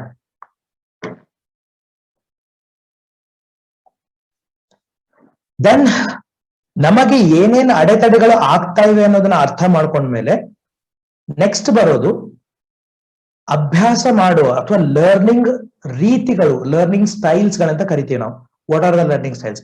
ಬೇರೆ ಬೇರೆ ರೀತಿಯಾಗಿ ಲರ್ನಿಂಗ್ ಸ್ಟೈಲ್ಸ್ ಇರ್ತವೆ. ಅದನ್ನ ನಾನು ಮುಂಚೆ ಒಂದ್ಸರಿ ಹೇಳಿದ್ದೆ ನಿಮಗೆ, ಡೇ 1 ಅಥವಾ ಡೇ 2 ಅಲ್ಲಿ ಹೇಳಿರ್ಬೇಕು ನಿಮಗೆ. ಏನು ಅಂದ್ರೆ ಒಬ್ಬ ವ್ಯಕ್ತಿ ಯಾವ ರೀತಿಯಾಗಿ ಕಲಿಸ್ಕೊಡ್ತಾನೆ, teaching, how the teaching methods are different. ಪ್ರತಿಯೊಬ್ಬರು ಹೇಳುವ ರೀತಿಗಳು, ಹೇಳುವ ಸ್ಟೈಲ್ಗಳು ಬೇರೆ ಇರುತ್ತಲ್ಲ, ಹಂಗೇನೆ ಕಲಿಯೋ ರೀತಿಗಳನ್ನು ಬೇರೆ ಇರುತ್ತೆ. ಅದ್ರ ಬಗ್ಗೆ ನಮಗೆ ಅರಿವಿಲ್ದೆ ಎಲ್ಲಾರು ಒಂದೇ ರೀತಿಯಾಗಿ ನಾವು ಕಲಿತೀವಿ ಅಂತಂದ್ರೆ ನಾವು ಶ್ರಮ ಹಾಕ್ತಾ ಇದ್ದೀವಿ, ಬಟ್ ಅನ್ಫಾರ್ಚುನೇಟ್ಲಿ ಅದ್ರ ರಿಸಲ್ಟ್ ಸರಿಯಾಗಿ ಬರ್ತಾ ಇಲ್ಲ. So we will try to understand right now. There are 4 major modes of like styles of learning. ಅದನ್ನ ಅರ್ಥ ಮಾಡ್ಕೊಳ್ಳೋಣ. And what are those? It's on your screen. Visual learning ಅಂತ ಕರಿತೀವಿ. Visual, what we see, visual learning. Auditory learning, ಕೇಳಿಸ್ಕೊಳ್ಳೋದು. Kinesthetic is practical ಆಗಿ ಅದನ್ನ ಮಾಡ್ತಾ ಹೋಗೋದು, practical ಆಗಿ ಮಾಡಿ ಕಲಿಯೋದು. ರೀಡಿಂಗ್ ಅಂಡ್ ರೈಟಿಂಗ್, ಇದು ನಾವು ಇಷ್ಟು ವರ್ಷ ಮಾಡಿದ್ದು. ಓದ್ಕೊಳ್ಳೋದು, ಓದಿದ್ದನ್ನ ಬರೆಯೋದು, ಒಂದ್ 4 ಸಾರಿ ಕಂಠಪಾಠ ಮಾಡೋದು, ಒಂದ್ 2 ಸಾರಿ ಬರೆಯೋದು, ಹೌದಾ? So there are 4 styles we will understand. ಇದರಲ್ಲಿ ಇದು ನಿನಗೆ ಯಾವ್ದು ಸೂಟ್ ಆಗತ್ತೆ, ನಿನಗೆ ಯಾವ್ದು ಇದಕ್ಕೆ ಸೂಟ್ ಆಗತ್ತೆ, ಯಾವ್ದು ಈ ತರ ಆಲ್ರೆಡಿ ನೀನ್ ಮಾಡಿರ್ತೀಯ, ಬೇರೆ ಬೇರೆ ಸಂದರ್ಭದಲ್ಲಿ ಮಾಡಿರ್ತೀಯ, ಬಟ್ ಇದೇ ಹೆಡ್ಡಿಂಗ್ ಅಂತ ಗೊತ್ತಿಲ್ಲ. ಯಾವ್ದು ನಿನಗೆ ಸೂಕ್ತ ಆಗತ್ತೆ, ಯಾವ ತರದ ವ್ಯಕ್ತಿ ನೀನು ಅಂತ ನಿನ್ಗೆ ಗೊತ್ತಾದ್ರೆ ಆ ಸ್ಟೈಲ್ ಅನ್ನ ಡೆವಲಪ್ ಮಾಡ್ಕೊಂಡು ಆ ರೀತಿಯಾಗಿ ಓದ್ಕೊಂಡು ಹೋದಾಗ ಇನ್ನ ಜಾಸ್ತಿಯಾಗಿ ನೆನಪಿಟ್ಕೋಬಹುದು ಅಥವಾ ಇನ್ನ ಚೆನ್ನಾಗಿ ಅರ್ಥ ಮಾಡ್ಕೋಬಹುದು. Let's understand one by one. Let's start with visual learning. What you mean by visual learning? Prefer to see the information. ಈ ಗ್ರೂಪ್ ಅಲ್ಲಿ ಬರೋರು ಯಾವ ತರ ಇರ್ತಾರೆ ಅಂದ್ರೆ, ಅವ್ರಿಗೆ ಪುಸ್ತಕ ಓದಿ ಗಂಟೆಗಟ್ಟಲೆ ಕುತ್ಕೊಂಡು ಓದ್ಕೊಳ್ಳೋಕೆಲ್ಲ ಅದ್ರ ಬದಲು they prefer to watch it. ಅವ್ರಿಗೆ ಕಾಣ್ಬೇಕು ಏನಂದ್ರೆ ಅದನ್ನ ಒಂದ್ ಏನಾದ್ರೂ ಒಂದು ಸಬ್ಜೆಕ್ಟ್ ನ ಅವ್ರು ಓದ್ತಾರೆ, ಅಥವಾ somebody's mic is on, please put it on mute. Okay, thank you. ಓದೋದ್ರ ಬದಲು ಅವ್ರಿಗೆ ಅದು ಕಾಣ್ತಾ ಇರ್ಬೇಕು, ಅಂದ್ರೆ ಚಿತ್ರಗಳಿರ್ಬೇಕು, ಗ್ರಾಫ್ಸ್ ಇರ್ಬೇಕು, ಹೌದಾ? ವಿಡಿಯೋ ಮುಖಾಂತರ ಏನಾದ್ರು ವಿಡಿಯೋಸ್, ಅನಿಮೇಟೆಡ್ ವಿಡಿಯೋಸ್ ಬಂದ್ರೆ they are very very comfortable. So they like pictures, they like graphs, they like maps, okay, and they like animated videos. ಈ ತರ, ಯಾಕಂದ್ರೆ ಇವತ್ತು ನೀವು ಇಂಟರ್ನೆಟ್ ಅಲ್ಲಿ, ಯೂಟ್ಯೂಬ್ ಅಲ್ಲಿ ಚೆಕ್ ಮಾಡಿದ್ರೆ ನೀವು ಕಲ್ತಿರೋ ಸಬ್ಜೆಕ್ಟ್ ಗಳನ್ನ ಎನಿಮೇಟೆಡ್ ಮಾಡಿನೂ ಎಷ್ಟೋ ಜನ ಅಪ್ಲೋಡ್ ಮಾಡಿರ್ತಾರೆ. ಅದನ್ನ ನೀವು ಒಂದ್ಸರಿ ನೋಡ್ಬಿಟ್ರೆ, ಅಯ್ಯೋ ದಿಸ್ ಇಸ್ ವೆರಿ ಈಸಿ ಅಲ್ಲ, ಸರ್ ಹೇಳಿರ್ಕಿಂತ ಇದೇ ಈಸಿ ಇತ್ತಲ್ಲ. Okay, this is something called as visual learning. What they see. Okay, they need always colourful information. Page ಎಲ್ಲ ಬ್ಲಾಕ್ ಅಂಡ್ ವೈಟ್ ಇದ್ರೆ ಅಲ್ಲ, ಕಲರ್ ಆಗಿರ್ಬೇಕು, ಗ್ರಾಫ್ಸ್ ಇರ್ಬೇಕು, ಹೌದಾ, ಮ್ಯಾಪ್ಸ್ ಇರ್ಬೇಕು. ಈ ತರದ್ ಏನಾದ್ರೂ ಗ್ರೂಪ್ಗೆ ನೀವು ಸೇರ್ತಿದ್ರೆ, ಯಾಕಂದ್ರೆ ಅಷ್ಟು ಇದಕ್ಕಲ್ಲ, ಎಲ್ಲಾರ್ಗು ಇದು ಇಷ್ಟ, ಬಟ್ ಎಲ್ಲಾರು ಇದಕ್ಕೆ ಕಂಪ್ಲೀಟ್ ಆಗಿ ಸೆಟ್ ಆಗಲ್ಲ. ಕೆಲವ್ರಿಗೆ ಅಂತಾರೆ ಅದೇನದು, ಯಾವಾಗ ನೋಡಿದ್ರು ಚಿತ್ರ ನೋಡ್ಕೊಂಡು ಐ ನೀಡ್ ಟು ಇನ್ಫಾರ್ಮೇಶನ್ ಅನ್ನೋರು ಇರ್ತಾರೆ. So I'll come to you later. So what are your tips? ಹಂಗಿದ್ರೆ ಈಗ ನಾನು ಬ್ಲಾಕ್ ಅಂಡ್ ವೈಟ್ ಪುಸ್ತಕನ ಕಲರಿಂಗ್ ಮಾಡ್ಲಿ sir, there is something called as highlighters. ಒಂದು ಮಾರ್ಕರ್ ತರ ಬರುತ್ತೆ, ಹೈಲೈಟರ್. ಸೊ ಯಾವ್ದು ಇಂಪಾರ್ಟೆಂಟ್ ಇದೆ ಅದನ್ನ ಬೇರೆ ಬೇರೆ ಕಲರ್ ಇಂಕ್ ಇಂದ ಅದನ್ನ ಹೈಲೈಟ್ ಮಾಡ್ತಾ ಹೋಗು. So automatically your black and white book become colourful. Use sketch pens to mark or write something, ಅಥವಾ ಅದರಲ್ಲಿ ಕೆಲವೊಂದು ಬ್ರಾಕೆಟ್ ಇಟ್ಕೊಂಡು ಕೆಳಗಡೆ ಒಂದು ಅಂಡರ್ಲೈನ್ ಮಾಡ್ಕೊಂಡ್ರೆ that again you understand, because this something different, it looks good. Sticky notes ಅಂತಾರೆ, paper ಗಳನ್ನೆಲ್ಲ ಅನ್ಸ್ಕೊಂಡಿರ್ತಾರಲ್ಲ ಗೋಡೆಗೆಲ್ಲ. ನಮ್ಮ ಮನೇಲಿ ಒಬ್ಬ ನೋಡ್ತಾ ಇದ್ದಾನೆ, ಕರುಣಾಸಾಗರ್ ಅಂತ, is preparing for civil service. 3 ವರ್ಷದಿಂದ ನಮ್ಮ ಮನೆಯಲ್ಲಿ ಇದ್ಕೊಂಡು ಪ್ರಿಪೇರ್ ಮಾಡ್ತಾ ಇದ್ದಾನೆ. ಅವ್ನಿಗೊಂದು ನಾನು ಬೆಡ್ರೂಮ್ ಬಿಟ್ಕೊಟ್ಟಿದ್ದೇನೆ. ಅವ್ನ್ ರೂಮ್ ಎಂಟರ್ ಆದ್ರೆ ಹೆಂಗಿರುತ್ತೆ ಗೊತ್ತಾ, ಈ ಇನ್ವೆಸ್ಟಿಗೇಷನ್ ಆಫೀಸರ್ಸ್ ಇರ್ತಾರಲ್ಲ, ಯಾವ್ದೋ ಒಂದು ಮರ್ಡರ್ ಸೀನ್ ಆಗಿರುತ್ತೆ, ಇನ್ವೆಸ್ಟಿಗೇಷನ್ ಮಾಡ್ತಿರ್ತಾರೆ, ರೂಮ್ ತುಂಬಾ ಎಲ್ಲ ಸ್ಟಿಕ್ಕಿ ನೋಟ್ಸ್ ಹಾಕೊಂಡಿರ್ತಾರಲ್ಲ, ಮ್ಯಾಪ್, ಸ್ಟಿಕ್ಕಿ ನೋಟ್ಸ್, ದಾರ ಗೀರ್ ಹಾಕೊಂಡಿರ್ತಾರಲ್ಲ, ಸೇಮ್ ಹಂಗೆ ಮಾಡಿರ್ತಾನೆ ರೂಮ್ ಅವನು. ಅವ್ನಿಗೆ ಹೇಳಿದಾನೆ, ಈ ರೂಮ್ ನೀನು ಓದೋದ್ ಮುಗಿದು ನಿಂದು ಪಾಸ್ ಆಗಿ ಇಲ್ಲಿಂದ ಹೋಗ್ತಿಯಲ್ಲಪ್ಪ, ಇದನ್ನ ಯಾವ್ದನ್ನು ಕಿತ್ಬೇಡ, ಹಿಂಗೆ ಇಡು, because I love watching these kind of web series. ಅವ್ನ್ ರೂಮ್ ಹೋದ್ರೆ ಏನೋ ಒಂಥರ ಇನ್ವೆಸ್ಟಿಗೇಷನ್ ರೂಮ್ ಬಂದಂಗಿರುತ್ತೆ. ಬಿಕಾಸ್ ಅವ್ನಿಗೇನಿರುತ್ತೆ, ಏನ್ ಇಂಪಾರ್ಟೆಂಟ್ ಇರುತ್ತಲ್ಲ ಅದು ಬರೆದು ಗೋಡೆಗೆಲ್ಲ ಅನ್ಸ್ಕೊಂಡಿರ್ತಾನೆ. So that is something you can do. Use animated PPTs. There are lot of PPTs and videos internet ಅಲ್ಲಿ ಅವೈಲೇಬಲ್ ಇದೆ, ನಿಮಗೆ ಸಬ್ಜೆಕ್ಟ್ ಗೆ ಸಂಬಂಧಪಟ್ಟಿದ್ದು, ಹೌದಾ? ಅದನ್ನ ನೋಡಿದ್ರೆ ನಿಮಗೆ ನೆನಪಿರುತ್ತೆ. So this is how you can same subject ನ ಈ ರೀತಿಯಾಗಿ ಓದ್ಕೋಬಹುದು. ಬ್ಲಾಕ್ ಅಂಡ್ ವೈಟ್ ಪುಸ್ತಕ ಓದೋದ್ರ ಬದಲು make it little colourful. So what should be done? Use highlighters or sketch pens, use sticky notes, and watch videos, okay, animated videos, and this is how you can learn same thing visually. ನೋಡ್ಕೊಂಡು ಓದೋದಿಲ್ಲ. Second is auditory learning. What do you mean by auditory learning? ಕೇಳಿಸ್ಕೊಳ್ಳೋದು. ಸ್ವಲ್ಪ ಜನ ಇರ್ತಾರೆ, ನನ್ನ friend ಇದ್ದ, best example is ನನ್ನ childhood friend. ನಾನು ಅವನು ಸೇರ್ಕೊಂಡು ಡಿಗ್ರಿನೂ ಮುಗಿಸ್ಕೊಂಡ್ವಿ. ಅವ್ನ್ ಹೆಂಗೆ ಅಂತಂದ್ರೆ, ಯಾರಾದ್ರೂ ಅವ್ನಿಗೆ ಕೂಡಿಸ್ಬಿಟ್ಟು ಪಾಠ ಹೇಳ್ಬೇಕು ಅವ್ನಿಗೆ. And he was very very good at understanding and remembering. ಓದ್ಕೊಂಡ್ರೆ ಬ್ರಹ್ಮ ಅವ್ನ ಎದುರುಗಡೆ ಬಂದು ಓದು ಅಂತ ಹೇಳಿದ್ರು ಓದ್ಕೊಂಡದ್ ಅವ್ನ ತಲೆಗೆ ಹೋಗ್ತಿರ್ಲಿಲ್ಲ. ಬಟ್ ಅವ್ನ ಏನ್ ಮಾಡ್ತಿದ್ದ, ಎಕ್ಸಾಮ್ಗಿಂತ ಮುಂಚೆ ನಾವು ಪ್ರಿಪೇರ್ ಮಾಡಬೇಕಾದ್ರೆ ಅವ್ನ ಹೇಳ್ತಾ, ಹಲೋ ಪ್ರವೀಣ್, ನೀನ್ ತುಂಬಾ ಚೆನ್ನಾಗಿ ಎಕ್ಸ್ಪ್ಲೈನ್ ಮಾಡ್ತೀಯ ಕಣ, ಪ್ಲೀಸ್ ನಂಗೆ ಅದನ್ನ ಹೇಳ್ಕೊಡೋ. ನಮ್ಗೆ ಯಾರಾದ್ರೂ ಹಿಂಗ್ ಹೇಳ್ಬಿಟ್ರೆ, ಪಂಪ್ ಹಾಕ್ಬಿಟ್ರೆ, ಮುಂಚೆ ಎಲ್ಲ ಗ್ರೇಟ್ ಅಲ್ಲ, ಯಾರಾದ್ರೂ ಬಂದ್ಬಿಟ್ಟು ಸ್ವಲ್ಪ ನೀನ್ ಹಿಂಗೆ ಅಂತಂದ, ನನ್ಗೇನೋ ಅನ್ಸುತ್ತೋ, ನಾನು ಇವ್ನಿಗೆ ಹೇಳ್ಕೊಡ್ತಾ ಇದ್ದೇನೆ, ನಾನು ಇವ್ನು ಕಲಿಸ್ತಾ ಇದ್ದೇನೆ, ಐ ಆಮ್ ಗ್ರೇಟ್ ಅನ್ನೋ ಫೀಲಿಂಗ್ ಬರ್ತಿತ್ತಪ್ಪ. ಕೂರ್ಸ್ಕೊಂಡು ಅವ್ನು ಪಾಠ ಹೇಳ್ತಿದ್ದೆ. ನನ್ಗೆ ಐ ಆಲ್ವೇಸ್ ಲವ್, ನಾನು ಸ್ಕೂಲ್ ಇಂದಾನು ಆಯ್ತು, ಕಾಲೇಜ್ ಆಯ್ತು, ಸೆಮಿನಾರ್ ಮಾಡೋದು, ಈ ಭಾಷಣ ಮಾಡೋದು ಎಲ್ಲಾನು ನಾನು ಮಾಡ್ತಿದ್ದೆ. So I always enjoy talking to someone. ಕೂಡಿಸ್ಬಿಟ್ಟು ಪಾಠ, ನಮ್ಮ ಮನೆಗೆ ಕರ್ಸ್ಬಿಟ್ಟು ಕೂಡಿಸ್ಬಿಟ್ಟು ಪಾಠ ಹೇಳ್ತಿದ್ದೆ. ಯಾಕಂದ್ರೆ ನಮ್ಮ ಅಪ್ಪ ಅಮ್ಮಂಗೆ ಒಂದು ಇಂಪ್ರೆಷನ್ ಕೊಡ್ಬೇಕಲ್ಲ, ನೋಡು ನಾನು ಅವ್ನು ಕಲಿಸ್ಕೊಡ್ತಾ ಇದ್ದೀನಿ ಅಂತ. ಬಟ್ ರಿಸಲ್ಟ್ ಬಂದಾಗ ನನ್ಕಿಂತ ಜಾಸ್ತಿ ಮಾರ್ಕ್ಸ್ ಅವ್ನಿಗೆ ಬಂದಿರ್ತಿತ್ತು. ನಮ್ಮ ಅಪ್ಪ ಹೋಗಿತಿದ್ರು, ಅವ್ನು ನಿನ್ ಕಡೆ ಬಂದ್ಬಿಟ್ಟು ನಿನ್ನ ಹತ್ರ ಪಾಠ ಕೇಳಿಸ್ಕೊಂಡು ನಿನ್ಕಿಂತ ಜಾಸ್ತಿ ಮಾರ್ಕ್ಸ್ ಹೋಗ್ತಾನೆ, ನೀನ್ ನೋಡು ಹೆಂಗಿದ್ಯಾ, ದನ ಕಾಯಿ ಹೋಗು ಅಂತೆಲ್ಲ ಬೈತಿದ್ರು. That is different story. But why am I giving his example is he was a auditory learner. ಅವನಿಗೂ ಆಡಿಟರಿ ಲರ್ನರ್ ಇದಾನ ಅಂತ ಅವನಿಗೂ ಗೊತ್ತಿರಲಿಲ್ಲ, ಈ ತರದೊಂದು ಸ್ಟೈಲ್ ಇರುತ್ತೆ ನಮಗೂ ಗೊತ್ತಿರಲಿಲ್ಲ. ಈ ತರ ನಾವು ಪ್ರಾಕ್ಟಿಕಲ್ ಆಗಿ ಮಾಡ್ಕೊಂಡು ಹೋಗ್ತಿದ್ವಿ. ಸೊ ಏನಿದೆ ಅಂದ್ರೆ ಅವ್ರಿಗೆ ಓದೋದ್ರ ಬದಲು ಕೇಳಿಸ್ಕೊಳ್ಳೋಕೆ ತುಂಬಾ ಈಸಿ ಅಂಡ್ ಅದರಿಂದ ನೆನಪಿರುತ್ತೆ. So audio mode is best. So ಹಾಗಿದ್ರೆ ಏನ್ ಮಾಡ್ಬೇಕು, ಯಾರಾದ್ರೂ ಅವ್ರಿಗೆ ಎಕ್ಸ್ಪ್ಲೈನ್ ಮಾಡಿದ್ರೆ ಆಯ್ತು ಅಥವಾ ಕೇಳಿಸ್ಕೊಂಡ್ರೆ ಅವ್ರಿಗೆ ನೆನಪಿರುತ್ತೆ. ಅಂತವ್ರು ಏನ್ ಮಾಡ್ಬೋದು, so use audio files and podcast. There is something called as audio files, audio books ಅಂತ ಬರುತ್ತೆ. ನನ್ ಪುಸ್ತಕ ಓದೋಕ್ಕಾಗಲ್ಲ ಅಂದ್ರೆ there is something called as audio books. ಯಾರೋ ಒಬ್ರು ಅದನ್ನ ಓದಿ ರೆಕಾರ್ಡ್ ಮಾಡಿರ್ತಾರೆ, ಅದನ್ನ ನಿಮ್ಮ ಮೊಬೈಲ್ ಫೋನ್ ಹಾಕೊಂಡು ಕಿವಿಗೆ ಹಾಕೊಂಡು ಕುತ್ಕೊಂಡ್ಬಿಟ್ರೆ ಅವ್ರು ಓದ್ತಾ ಹೋಗ್ತಿರ್ತಾರೆ, ಅಂದ್ರೆ ನಿನಗೆ ಕೇಳಿಸ್ತಾ ಹೋಗುತ್ತೆ. There is something called as podcast. Same thing, subject related ಎಷ್ಟೋ ವಿಡಿಯೋಸ್ಗಳು ನಿಮ್ಗೆ ಸಿಗ್ತವೆ. Discuss with your friends. ನಿಮ್ಮ ಫ್ರೆಂಡ್ಸ್ ಇರ್ತಾರೆ, ಅವ್ರ ಹತ್ರ ಹೇಳ್ಬೇಕು, ನಮಗೆ ಇದನ್ನ ಸ್ವಲ್ಪ ಎಕ್ಸ್ಪ್ಲೈನ್ ಮಾಡ್ತೀಯಾ, ಸೊ ಹೇಳ್ತಾ ಹೋಗ್ತಾರೆ, ನೀನ್ ಕೇಳಿಸ್ಕೊತೀಯ. ಇವೆರಡು ಪಾಸಿಬಲ್ ಇಲ್ಲ ಅಂತಂದ್ರೆ very simple, hold your book, read it loud. ನಿನ್ನ ಮೊಬೈಲ್ ಅಲ್ಲಿ ರೆಕಾರ್ಡರ್ ಆನ್ ಮಾಡ್ಕೊ, ಮೊಬೈಲ್ ಇದನ್ನ ವಾಯ್ಸ್ ರೆಕಾರ್ಡರ್ ಇರ್ತಲ್ಲ ಆನ್ ಮಾಡ್ಕೊಂಡು ಜೋರಾಗಿ ಓದ್ಕೊಂಡು ಹೋಗು. ನಾವು your own voice is recorded, put it and listen to it. ಒಂದ್ಸರಿ ಓದ್ದಂಗೂ ಆಯ್ತು, ಪದೇ ಪದೇ ಕೇಳ್ದಂಗೂ ಆಗುತ್ತೆ. So this is something called as auditory learning. So use audio books and get into discussion where you become a listener and listen to others. Visual learning, auditory learning. Next is kinesthetic. Kinesthetic is practical. ಇದರಲ್ಲಿ ನಾನು ಹೇಳಲ್ಲ, ನನ್ನ friend ಬಗ್ಗೆ ಹೇಳಲ್ಲ, ಅವನು ಕೇಳಿಸ್ಕೊತಿದ್ದ, ನಾನು ಹೇಳ್ತಿದ್ದೆ. So I am somewhere something more into this visual as well as kinesthetic learner. So prefers practical than theory. ನನಗೆ ಕುತ್ಕೊಂಡು ಥಿಯರಿ ಓದ್ಕೊಳ್ಳೋದಲ್ಲ, ಡೈರೆಕ್ಟ್ ಆಗಿ ಎಕ್ಸ್ಪೆರಿಮೆಂಟ್ ಮಾಡಿದ್ರೆ, ಲ್ಯಾಬ್ ಹೋಗ್ಬಿಟ್ಟು ಎಕ್ಸ್ಪೆರಿಮೆಂಟ್ ಮಾಡ್ಕೊಳ್ಳೋದ್ರೆ ತುಂಬಾ ಖುಷಿ. ಯಾಕಂದ್ರೆ ಸಮ್ವೇರ್ ಐ ಯೂಸ್ ಟು ಅದೇ ಹೇಳಿರೋದನ್ನೇ ಕಣ್ಣಾರೆ ನೋಡೋಕ್ ಸಿಗತ್ತಲ್ಲ, ನಾನ್ ಮಾಡ್ತಾ ಇದ್ದೆ ಅನ್ನೋದೊಂದು ಬರ್ತಿತ್ತಲ್ಲ. And these people are creative and experimental and they don't like long lecturers.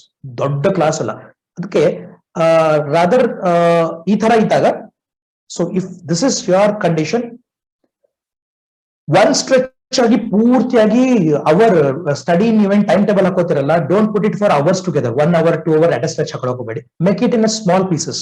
Okay, 30 minutes, 20 minutes, 40 minutes ಈ ತರ ಮಾಡ್ಕೊಳ್ಳಿ. ಫ್ರಾಗ್ಮೆಂಟ್ ಮಾಡ್ಕೊಳ್ಳಿ, ಸಣ್ಣ ಸಣ್ಣ ಭಾಗಗಳ ಮಾಡಿ ಓದ್ಕೊಳ್ಳಿ. Finally you are reading too much, but after 10 minutes or 15 or 20 minutes take a small break. Maybe you can call your friend who is auditory learning, ಅವ್ನಿಗೆ ಎಕ್ಸ್ಪ್ಲೈನ್ ಮಾಡು, ನಿನ್ಗೆ ಹೇಳ್ದಂಗಾಯ್ತು, ಅವ್ನು ಕೇಳಿಸ್ಕೊಂಡಂಗಾಯ್ತು. Do this experiments.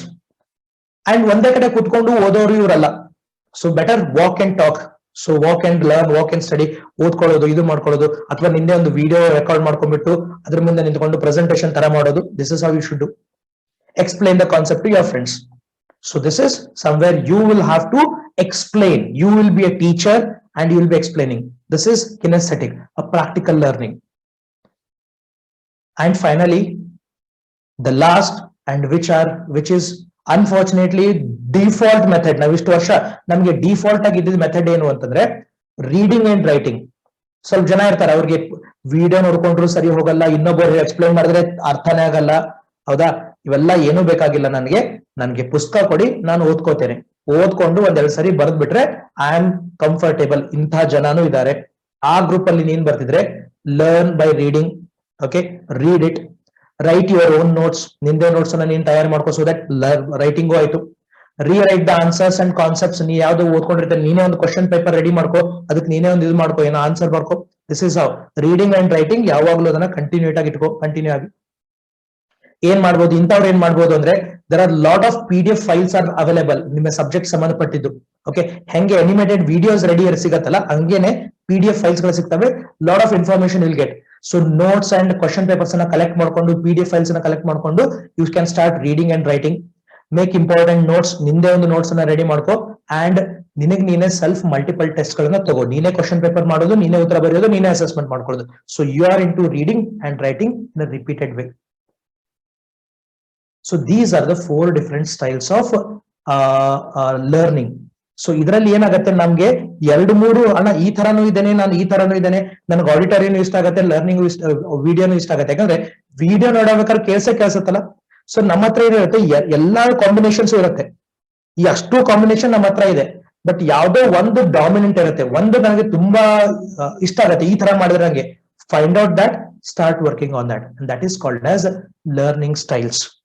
Any questions on this? ಅರ್ಥ ಆಯ್ತಾ? ನಿಮ್ಮ learning style ಯಾವ್ದು ಅಂತ identify ಮಾಡ್ಕೋಬಹುದಾ?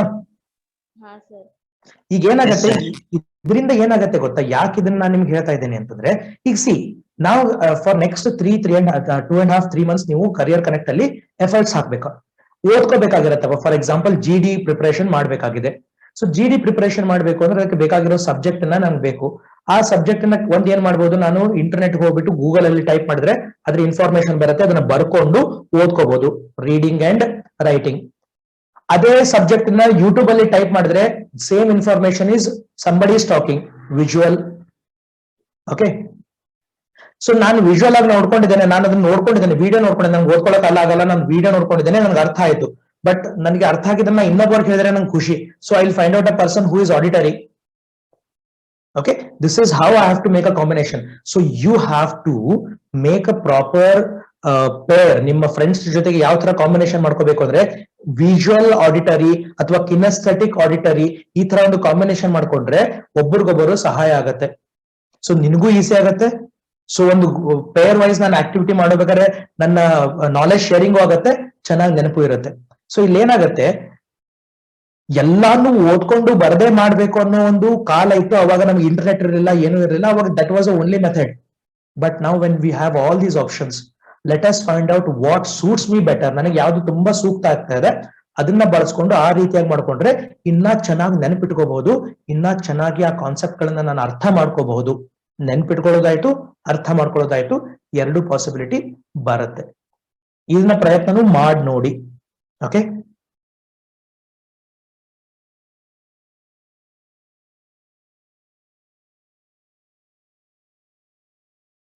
right, any questions? No, sir. No, sir. So hangittu andre I have another 10 minutes. So quickly I will tell you this information also. Yakandre ಬೇಜಾರಾಗತ್ತೆ ಇದನ್ನ ಹೇಳದೆ ಹೋಗ್ಬಿಟ್ರೆ. Right now not that greatly relevant, but still if you practice this, this is going to be ultimate. Okay, this is called as SQ3RT method. SQ3R, R. What is it? Let's understand. Survey, questioning, read, recall, test. Survey, questioning, read, recall, test. 3R, R. ಏನಿದು? ಇದಕ್ಕೊಂದು example ಕೊಡ್ತೇನೆ, then I'll make you understand. Very quick ಆಗಿ ಅರ್ಥ ಮಾಡಿಸ್ತೀನಿ. ಒಂದು film ನೋಡ್ಬೇಕು ಅಂತಂದ್ರೆ, okay, ಒಂದು ಫಿಲ್ಮ್ ನೋಡ್ಬೇಕು ಅಂತಂದ್ರೆ ಡೈರೆಕ್ಟ್ ಆಗಿ ಮುಂಚೆ ಆದ್ರೆ ನಾವು ಒಂದೇ ಥಿಯೇಟರ್ ಇರ್ತಿತ್ತು, ಒಂದೇ ಫಿಲ್ಮ್ ಬರ್ತಿತ್ತು, ಆಪ್ಷನ್ ಇರಲಿಲ್ಲ, ಹೋಗ್ತಿದ್ವಿ, ನೋಡ್ತಿದ್ವಿ ಚಿಕ್ಕವರಿದ್ದಾಗ. ಬಟ್ ನಾವು ಥಿಂಗ್ಸ್ ಆರ್ ಡಿಫ್ರೆಂಟ್. ಈಗ ಫಿಲ್ಮ್ ಬರೋಕ್ಕಿಂತ ಮುಂಚೆ ಟ್ರೇಲರ್ ಅಂತ ಬರುತ್ತೆ. ಹೌದಾ? What is trailer? 2.5 ಗಂಟೆ ಫಿಲ್ಮ್ ಅನ್ನ 2.5 ನಿಮಿಷಕ್ಕೆ ಕಂಡೆನ್ಸ್ ಮಾಡ್ತಾರೆ. ಆ ಒಂದು 2.5 ನಿಮಿಷ ಟ್ರೇಲರ್ ಅಲ್ಲಿ ಅವ್ರು ಏನೇನ್ ಆಡ್ ಮಾಡ್ತಾರೆ ಅಂದ್ರೆ, ಆ ಒಂದು ಫಿಲ್ಮ್ ಅಲ್ಲಿರೋ ಒಂದು ಹ್ಯೂಮರ್, ಒಂದು comedy scenes, action scenes, romance scenes, ಹೌದಾ, ಸಸ್ಪೆನ್ಸ್, ಥ್ರಿಲ್ಲರ್ ಎಲ್ಲಾ ಮಾಡ್ಬಿಟ್ಟು 2.5 ಗಂಟೆ ಫಿಲ್ಮ್ ಅನ್ನ ಸಣ್ಣದಾಗಿ 2.5 ನಿಮಿಷಕ್ಕೆ ನಿಮ್ಗೊಂದು ಟ್ರೇಲರ್ ಕೊಡ್ತಾರೆ. ಆ ಟ್ರೇಲರ್ ಕೊಡೋ ಉದ್ದೇಶ ಏನು ಅಂದ್ರೆ, ಇಂಟ್ರೆಸ್ಟ್ ಜನರೇಟ್ ಮಾಡೋಕೆ, ಓ ಇದನ್ನ ಫಿಲ್ಮ್ ನೋಡ್ಬೇಕು, ಚೆನ್ನಾಗಿದೆ ಅಂತ ಅನ್ನೋ ಒಂದು ಅಭಿಪ್ರಾಯ ಬರ್ಲಿ ಅಂತ. ಸೊ ಟ್ರೇಲರ್ ಅಂದ್ರೆ ಈ ಸರ್ವೆ ಇದ್ದಂಗೆ. ಅದನ್ನ ಮುಂದೆ ನಿಮ್ಗೆ ಎಕ್ಸ್ಪ್ಲೈನ್ ಮಾಡ್ತೀನಿ ಹೆಂಗೆ ಏನು ಅಂತ. ಬಟ್ ರೈಟ್ ನಾವು ಅಂಡರ್ಸ್ಟ್ಯಾಂಡ್, 2.5 ಗಂಟೆ ಫಿಲ್ಮ್ ಅನ್ನ ನಾನು 2.5 ನಿಮಿಷಕ್ಕೆ ಕನ್ವರ್ಟ್ ಮಾಡ್ತಾ ಇದ್ದೇನೆ. Just a minute. Okay, right, sorry.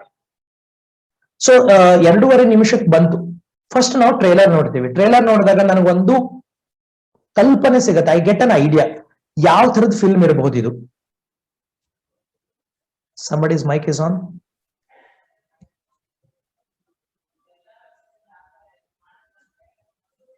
Somebody's mic is on. Put it on mute, please. Thank you. So trailer ನೋಡಿದ ತಕ್ಷಣನೇ ಕೆಲವೊಂದು ನಾವು ಹೇಳಿದ್ವಿ, ಭಾರಿ ಇದೆ ಟ್ರೇಲರ್ ಇದು. ಎಸ್ಪೆಷಲಿ ಇಟ್ ಹ್ಯಾಸ್ ಹ್ಯಾಪನ್ಡ್ ಅಲ್ಲ, ಬಾಹುಬಲಿ ಫಸ್ಟ್ ಪಾರ್ಟ್ ಬರೋಕ್ಕಿಂತ ಮುಂಚೆ ಟ್ರೇಲರ್ ನೋಡಿ ತುಂಬಾ ಜನ ಎಕ್ಸೈಟೆಡ್ ಆಗಿದ್ವಿ. ಎಸ್ಪೆಷಲಿ ಇವನ್ ತುಂಬಾ ಚೆನ್ನಾಗಿ ಮಾಡಿದೆ, ಇಂಡಿಯನ್ ಸಿನಿಮಾಸ್ ಅಲ್ಲಿ ಈ ತರ ಮಾಡಿದಾರಲ್ಲ, ಫ್ಯಾಂಟಾಸ್ಟಿಕ್, ನೋಡ್ಲೇಬೇಕು. ಓಕೆ, ಸೊ ಅದರಲ್ಲಿ ಇದ್ರಲ್ಲಿ ಆಕ್ಷನ್ ಇದೆ, ಈ ತರ ಇದೆ, ಹಿಸ್ಟಾರಿಕಲ್ ಒಂದು ಮೈಥಾಲಜಿಕಲ್ ಸ್ಟೋರೀಸ್ ಬರುತ್ತೆ, ಓಕೆ ಈ ತರ. ಸೊ ಆ ಒಂದು ಫಿಲ್ಮ್ ಏನಿರಬಹುದು, ಫಿಲ್ಮ್ ಅಲ್ಲಿ ಏನಿರಬಹುದು, ಯಾರು ಆಕ್ಟರ್ ಇದ್ದಾರೆ, ಯಾರು ಮ್ಯೂಸಿಕ್ ಡೈರೆಕ್ಟರ್ ಇದ್ದಾರೆ, ಹಾಡು ಚೆನ್ನಾಗಿದೆನೋ ಇಲ್ವೋ, ಓಕೆ ಕಾಮಿಡಿ ಇದೆನಾ, ಹಾರರ್ ಫಿಲ್ಮ್ ಇದೆನಾ, ಅದ್ರ ಬಗ್ಗೆ ಒಂದು ಜಸ್ಟ್ ಒಂದು ಐಡಿಯಾ ಬರುತ್ತೆ, ಬಟ್ ಪೂರ್ತಿ ಫಿಲ್ಮ್ ಏನು ಅಂತ ಗೊತ್ತಾಗಲ್ಲ. So that is trailer. Survey is like a trailer. So trailer ನೋಡಿದ್ಮೇಲೆ let us consider, okay trailer ಚೆನ್ನಾಗಿದೆ, ಸೊ ಮೂವಿ ನೋಡ್ಬೇಕು ಅಂತ ಐ ಗೋ.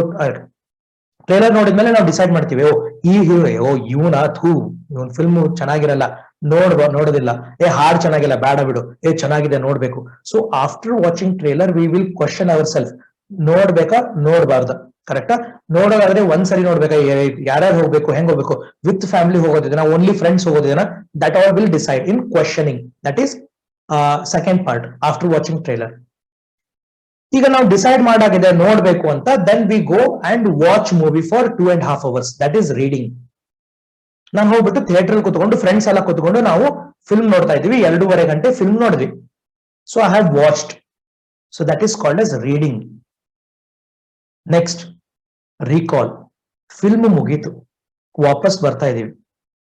ಯಾವತ್ತಾದ್ರೂ ಯಾರಾದ್ರೂ ಒಬ್ರು, ನಾವು ಫ್ರೆಂಡ್ಸ್ ಜೊತೆ ಆದ್ರೂ ಹೋಗ್ಲಿ, ಫ್ಯಾಮಿಲಿ ಜೊತೆ ಆದ್ರೂ ಹೋಗ್ಲಿ, ಫಿಲ್ಮ್ ಮುಗಿದ್ಮೇಲೆ ಬಾಯಿ ಮುಚ್ಕೊಂಡು ತೆಪ್ಪಗ್ ಮನೆಗೆ ಬಂದಿರೋ ಉದಾಹರಣೆಗಳು ಇವೇನಾ? ಪಕ್ಕದಲ್ಲಿರೋ ಫ್ರೆಂಡ್ ಏನಿತ್ತು, ಹಂಗ್ ಹೊಡ್ದ, ಹಿಂಗ್ ಹೊಡ್ದ, ಅದ್ ನೋಡ್ದ, ಇದ್ ನೋಡ್ದ, ನಿಮ್ ಪಕ್ಕದಲ್ಲೇ ಕುತ್ಕೊಂಡು ನೋಡಿದಾನ ಅವನು. ನಿಮ್ ಅಣ್ಣನೋ ತಂಗಿನೋ ನಿಮ್ ಅಪ್ಪನೋ ನಿಮ್ ಜೊತೆಗೆ ಕೂತಿದ್ದಾರೆ, ಅವರು ನೋಡಿದ್ದಾರೆ, ಅಂದ್ರೂ ಅದನ್ನೇ ರಿಕಾಲ್ ಮಾಡೋದು. ಒಳ್ಳೇದಿದ್ರು ರಿಕಾಲ್ ಮಾಡ್ಕೋತೀವಿ, ಬಕ್ವಾಸ್ ಇದ್ರು, ತುಂಬಾ ಖರಾಬ್ ಆಗಿತ್ತು ಅಂದ್ರೆ ಅದನ್ನೂ ಬೈಕೊಂಡ್ ಬರ್ತೀವಿ. ಏನು ವೇಸ್ಟ್ ಫಿಲ್ಮ್ ಇದು, ಅಯ್ಯೋ ನನ್ಗಂದ್ರೂ ನಿದ್ರೆ ಬಂದ್ಬಿಡತಪ್ಪ, ಹಂಗಾಯ್ತು, ಅದ್ ನೋಡ ಡ್ಯಾನ್ಸ್ ಆದ್ವು, ಹಂಗ್ ಮಾಡೋದ. Whether it is good or bad, we recall. What is recall? ಆಗಿರೋದನ್ನ, ನೋಡಿರೋದನ್ನ ಮತ್ತೊಮ್ಮೆ ಮನನ ಮಾಡ್ಕೊಳ್ಳೋದು. That is called as recall. ಓದ್ಕೊಂಡಿರೋದನ್ನ ಇನ್ನೊಂದ್ಸರಿ ನಾವು ನೆನಪು ಮಾಡ್ಕೊಳ್ಳೋದು, recalling. And then is review. ನೀನ್ ಫಿಲ್ಮ್ ಇವತ್ತು ನೋಡ್ಕೊಂಡ್ ಬಂದ್ವಿ, ಸಂಡೇ ಇತ್ತು ಫಿಲ್ಮ್ ನೋಡ್ಕೊಂಡ್ ಬಂದ್ವಿ, ನಾಳೆ ಕಾಲೇಜ್ಗೆ ಹೋಗ್ತೀವಿ, ಕಾಲೇಜ್ ಬಂದ್ವಿ, ನನ್ನ ಫ್ರೆಂಡ್ ಸ್ಟೇಟಸ್ ಹಾಕಿರ್ತೀವಿ, I am watching so and so film with my friends ಅಂತ ಹಾಕಿರ್ತೀವಿ. ನೆಕ್ಸ್ಟ್ ಡೇ ನಿಮ್ ಇನ್ನೊಬ್ಬರು ಫ್ರೆಂಡ್ ಬರ್ತಾರೆ, ನನ್ ಬಿಟ್ಟು ಹೋದಲ್ಲ, ಹೆಂಗಿತ್ತು ಅಟ್ಲೀಸ್ಟ್ ಮೂವಿ ಆದ್ರೆ ಹೆಂಗಿತ್ತು ಅಂತಂದಾಗ ಆ ಮೂವಿನ ನೀನು ರಿವ್ಯೂ ಮಾಡ್ತೀಯ. ಈಗ ಯೂಟ್ಯೂಬ್ ಅಲ್ಲೆಲ್ಲ ನಾವು ನೋಡ್ತೀವಲ್ಲ ಮೂವಿ ರಿವ್ಯೂಸ್ ಅಂತ. ಸೊ ಒಂದು 2.5 ಗಂಟೆ ಮೂವಿನ ಒಂದು 5 ನಿಮಿಷ 10 ನಿಮಿಷದಲ್ಲೇ ಅವ್ರು ರಿವ್ಯೂ ಮಾಡ್ತಾರೆ. ರಿವ್ಯೂ ಅಂದ್ರೆ ನನ್ನ ಪ್ರಕಾರ ಈ ಮೂವಿ ಹೆಂಗಿದೆ, ಏನೇನ್ ಇತ್ತು ಇದರಲ್ಲಿ, ಏನೇನಿದೆ, ನಾನೇನ್ ಅರ್ಥ ಮಾಡ್ಕೊಂಡೆ, ಟೋಟಲ್ ಈ ಮೂವಿ ಅಂದ್ರೆ ಏನು ಅನ್ನೋದು. So it is extended version of your trailer, ಕರೆಕ್ಟಾ? ಸೊ ಆ ಒಂದು ಕಂಪ್ಲೀಟ್ ಮೂವಿನ ನೀವು 10 ನಿಮಿಷದಲ್ಲೋ 15 ನಿಮಿಷದಲ್ಲೋ ನಿನ್ ಫ್ರೆಂಡ್ಗೆ ಹೇಳಿ ಮುಗಿಸ್ತೀಯ, correct? That is review. And finally test. Test ಅಂದ್ರೆ ಏನು? ಮುಂದೊಂದ್ ದಿನ ಕಾಲೇಜ್ ಆನ್ಯುವಲ್ ಡೇ ಫಂಕ್ಷನ್, ಒಂದು ಗ್ಯಾದರಿಂಗ್ ಏನೋ ಇದೆ, ಅದರಲ್ಲಿ ಒಂದು ಯಾವ್ದೋ ಒಂದು ಡ್ರಾಮಾ ಮಾಡ್ತಾ ಇದೀವಿ. ಸೊ ಆ ಮೂವಿದಲ್ಲಿ ಇರೋ ಯಾವ್ದೋ ಒಂದು ಡೈಲಾಗ್ ಅನ್ನ ತಗೋತೀವಿ, ಅಥವಾ ಒಂದು ಯಾವ್ದೋ ಒಂದು ಸೀಕ್ವೆನ್ಸ್ ಅನ್ನ ತಗೋತೀವಿ, ಅಥವಾ ಒಂದು ಯಾವ್ದೋ ಒಂದು ಹಾಡನ್ನ ತಗೊಂಡು ಅದಕ್ಕೆ ಡ್ಯಾನ್ಸ್ ಅನ್ನ ಮಾಡೋದು ನಾವು ಮಾಡ್ತೀವಿ. So that is test. So ಒಂದು ಫಿಲ್ಮ್ ನೋಡ್ಬೇಕು ಅಂದ್ರೆ ಈ ಪ್ರೊಸೆಸ್ ಅನ್ನ ನಾವು ಫಾಲೋ ಮಾಡ್ತೀವಿ, SQ3RT. ಸೇಮ್ ಥಿಂಗ್ ಪುಸ್ತಕ ಓದೋದಾಯ್ತು. ಸೊ ಯಾವತ್ತಾದ್ರೂ ಒಂದು ಯಾವ್ದೋ ಒಂದು ಪುಸ್ತಕ ಓದ್ಬೇಕು ಅಂತಂದಾಗ, ಒಂದು ಯಾವ್ದೋ ಒಂದು ಸಬ್ಜೆಕ್ಟ್ ಓದ್ಬೇಕು ಅಂದ್ರೆ first thing what you should do is a survey. What you mean by survey? First book title, ಯಾವ್ದು ಬುಕ್ ಇದು, ಓಕೆ ಸೈನ್ಸ್. ಸೊ ಯಾವ್ದು ಇವತ್ತು ಯಾವ್ದು ಓದ್ಬೇಕು, ಇಂಡೆಕ್ಸ್ ಹೋಗ್ತೇನೆ, first index. Third topic, third chapter, ರಕ್ತ ಪರಿಚಲನೆ, ಏನು ಬ್ಲಡ್ ಸರ್ಕ್ಯುಲೇಷನ್, ಪೇಜ್ ನಂಬರ್ 17. ಇಷ್ಟು ನಾನು ನೆನ್ಪಿಟ್ಕೋಬೇಕು. ಅಣ್ಣ ಪ್ರತಿ ಸಬ್ಜೆಕ್ಟ್ ಪ್ರತಿ ಇದ್ರದ್ದು ಪೇಜ್ ನಂಬರ್ ನೆನ್ಪಿಟ್ಕೋಬೇಕಾದ್ರೆ ಹೆಂಗ್ ಸಾಧ್ಯ ಅಣ್ಣ? This is super computer, it is possible. ಏನೇನೋ ಯಾವತ್ತೋ ಯಾವ್ದೋ ಹಳೇದು ಅದಿತ್ತಲ್ಲ, ಯಾವ್ದದು ಯಾವ್ದು ಮುಂಗಾರು ಮಳೆ ಫಿಲ್ಮ್ ಹಾಡಿತ್ತಲ್ಲ, ಏನಾಗಲಿ ಮುಂದೆ ಸಾಗುನಿ, ಹೌದಾ? ಕರೆಕ್ಟ್ ಅಲ್ಲ? ಸಂಜೆ ಮಾತು ಮುಂಗಾರು ಮಳೆ ಅಲ್ವಾ? 15 ವರ್ಷದ ಹಿಂದೆ ಬಂದಿರೋ ಫಿಲ್ಮದ್ದು ಯಾವ ಫಿಲ್ಮು ಯಾವ ಹಾಡು ಅಂತ ನೆನಪಿರುತ್ತೆ ಮೇಡಮ್. ಪೇಜ್ ನಂಬರ್ ನೆನಪಿಡಕ್ಕಾಗಲ್ವಾ? Please understand again a mindset. ಆಗಲ್ಲ ಅಂದ್ರೆ ಆಗಲ್ಲ, ಆಗತ್ತೆ ಅಂದ್ರೆ ಆಗತ್ತೆ. Right. So page number, chapter number 3, blood circulation, page number 17. So now I have come to page number 17 bande. So page number 17. So page number 17 ಬಂದಾಗ ಏನಾಗುತ್ತೆ, heading ಇರುತ್ತೆ, ರಕ್ತ ಪರಿಚಲನೆ. ಸೊ ಎಷ್ಟು ಪ್ಯಾರಾಗ್ರಾಫ್ ಇದೆ? 4 ಪ್ಯಾರಾಗ್ರಾಫ್ ಇದೆ, ಒಂದು ಚಿತ್ರ ಇದೆ. This is survey. ಸೊ ರಕ್ತ ಪರಿಚಲನೆ page number 17, chapter number 3, 4 paragraph ಇದೆ, ಒಂದು ಚಿತ್ರ ಇದೆ. ದಿಸ್ ಇಸ್ ಈ ಒಂದು, ಓಕೆ, ಪೇಜ್ ನಂಬರ್ 17 ಅಲ್ಲಿ ಇಷ್ಟಿದೆ. This is survey. ಅದ್ರಲ್ಲಿ ಓದ್ತಾ ಇಲ್ಲ, ಜಸ್ಟ್ ಸರ್ವೆ ಮಾಡ್ತಾ ಇದೆ ಏನೇನಿದೆ ಇದರಲ್ಲಿ. Next questioning. ಈ ಪಾಠವನ್ನ ನಾನು ಟೀಚರ್ ಹೇಳ್ಬೇಕಾದ್ರೆ ಅಟೆಂಡ್ ಮಾಡಿದನೋ ಇಲ್ಲೋ, ಓಕೆ ಅಟೆಂಡ್ ಮಾಡಿದ್ದೇನೆ, ಅವ್ರು ಹೇಳಿದ್ ಎಷ್ಟು ನೆನಪಿದೆ. ಯಾಕೆ ಈ ಕ್ವಶನಿಂಗ್ ಇಂಪಾರ್ಟೆಂಟ್ ಆಗತ್ತೆ ಅಂದ್ರೆ ಎಷ್ಟು ಸರಿ ಓದ್ಕೋಬೇಕು ಅನ್ನೋದು ಅದ್ರ ಮೇಲೆ ಡಿಪೆಂಡ್ ಆಗುತ್ತೆ. ಟೀಚರ್ ಹೇಳಿದಾಗ ಪೂರ್ತಿ ಅರ್ಥ ಆಗಿತ್ತು ಅಂತಂದ್ರೆ ಜಸ್ಟ್ ಒಂದ್ಸರಿ ಓದ್ಕೊಂಡ್ರೆ ರಿವಿಷನ್ ಆಗೋಯ್ತು. ಟೀಚರ್ ಹೇಳಿದ್ ಏನೂ ಅರ್ಥ ಆಗಿಲ್ಲ ಅಂದ್ರೆ ನಮ್ಗೆ 2-3 ಸರಿ ಆದ್ರೂ ಓದ್ಕೋಬೇಕಾಗತ್ತೆ. ಸೊ ಕ್ವಶನಿಂಗ್ ಇಸ್ ಇಂಪಾರ್ಟೆಂಟ್, ಎಷ್ಟು ಗೊತ್ತು ಎಷ್ಟು ಗೊತ್ತಿಲ್ಲ ಅಂತ. Next is read. ಸೊ ಈ ರೀಡ್ ಬಂತು ಅಂದ್ರೆ ನಿನ್ನ ಲರ್ನಿಂಗ್ ಸ್ಟೈಲ್ ಇದೆಲ್ಲ, whether it is visual, kinesthetic or auditory ಅಥವಾ ರೀಡ್ ಅಂಡ್ ರೈಟ್, ಆ ರೀತಿಯಾಗಿ ಓದ್ಕೊಳ್ಳೋದನ್ನ ಮಾಡ್ಕೊ. ಸೊ ನಾವು 2 times or 3 times you read it. Next is recall. So ಪುಸ್ತಕ ಓದ್ಕೊಳ್ಳೋದೆಲ್ಲ ಮುಗಿತಾ, ಪುಸ್ತಕ ಇಟ್ಕೊಂಡು ಟೀನೋ ಕಾಫಿನೋ ಕುಡಿಯಬೇಕಾದ್ರೆ just sit and recall. Okay, page number chapter number 3 page number 17.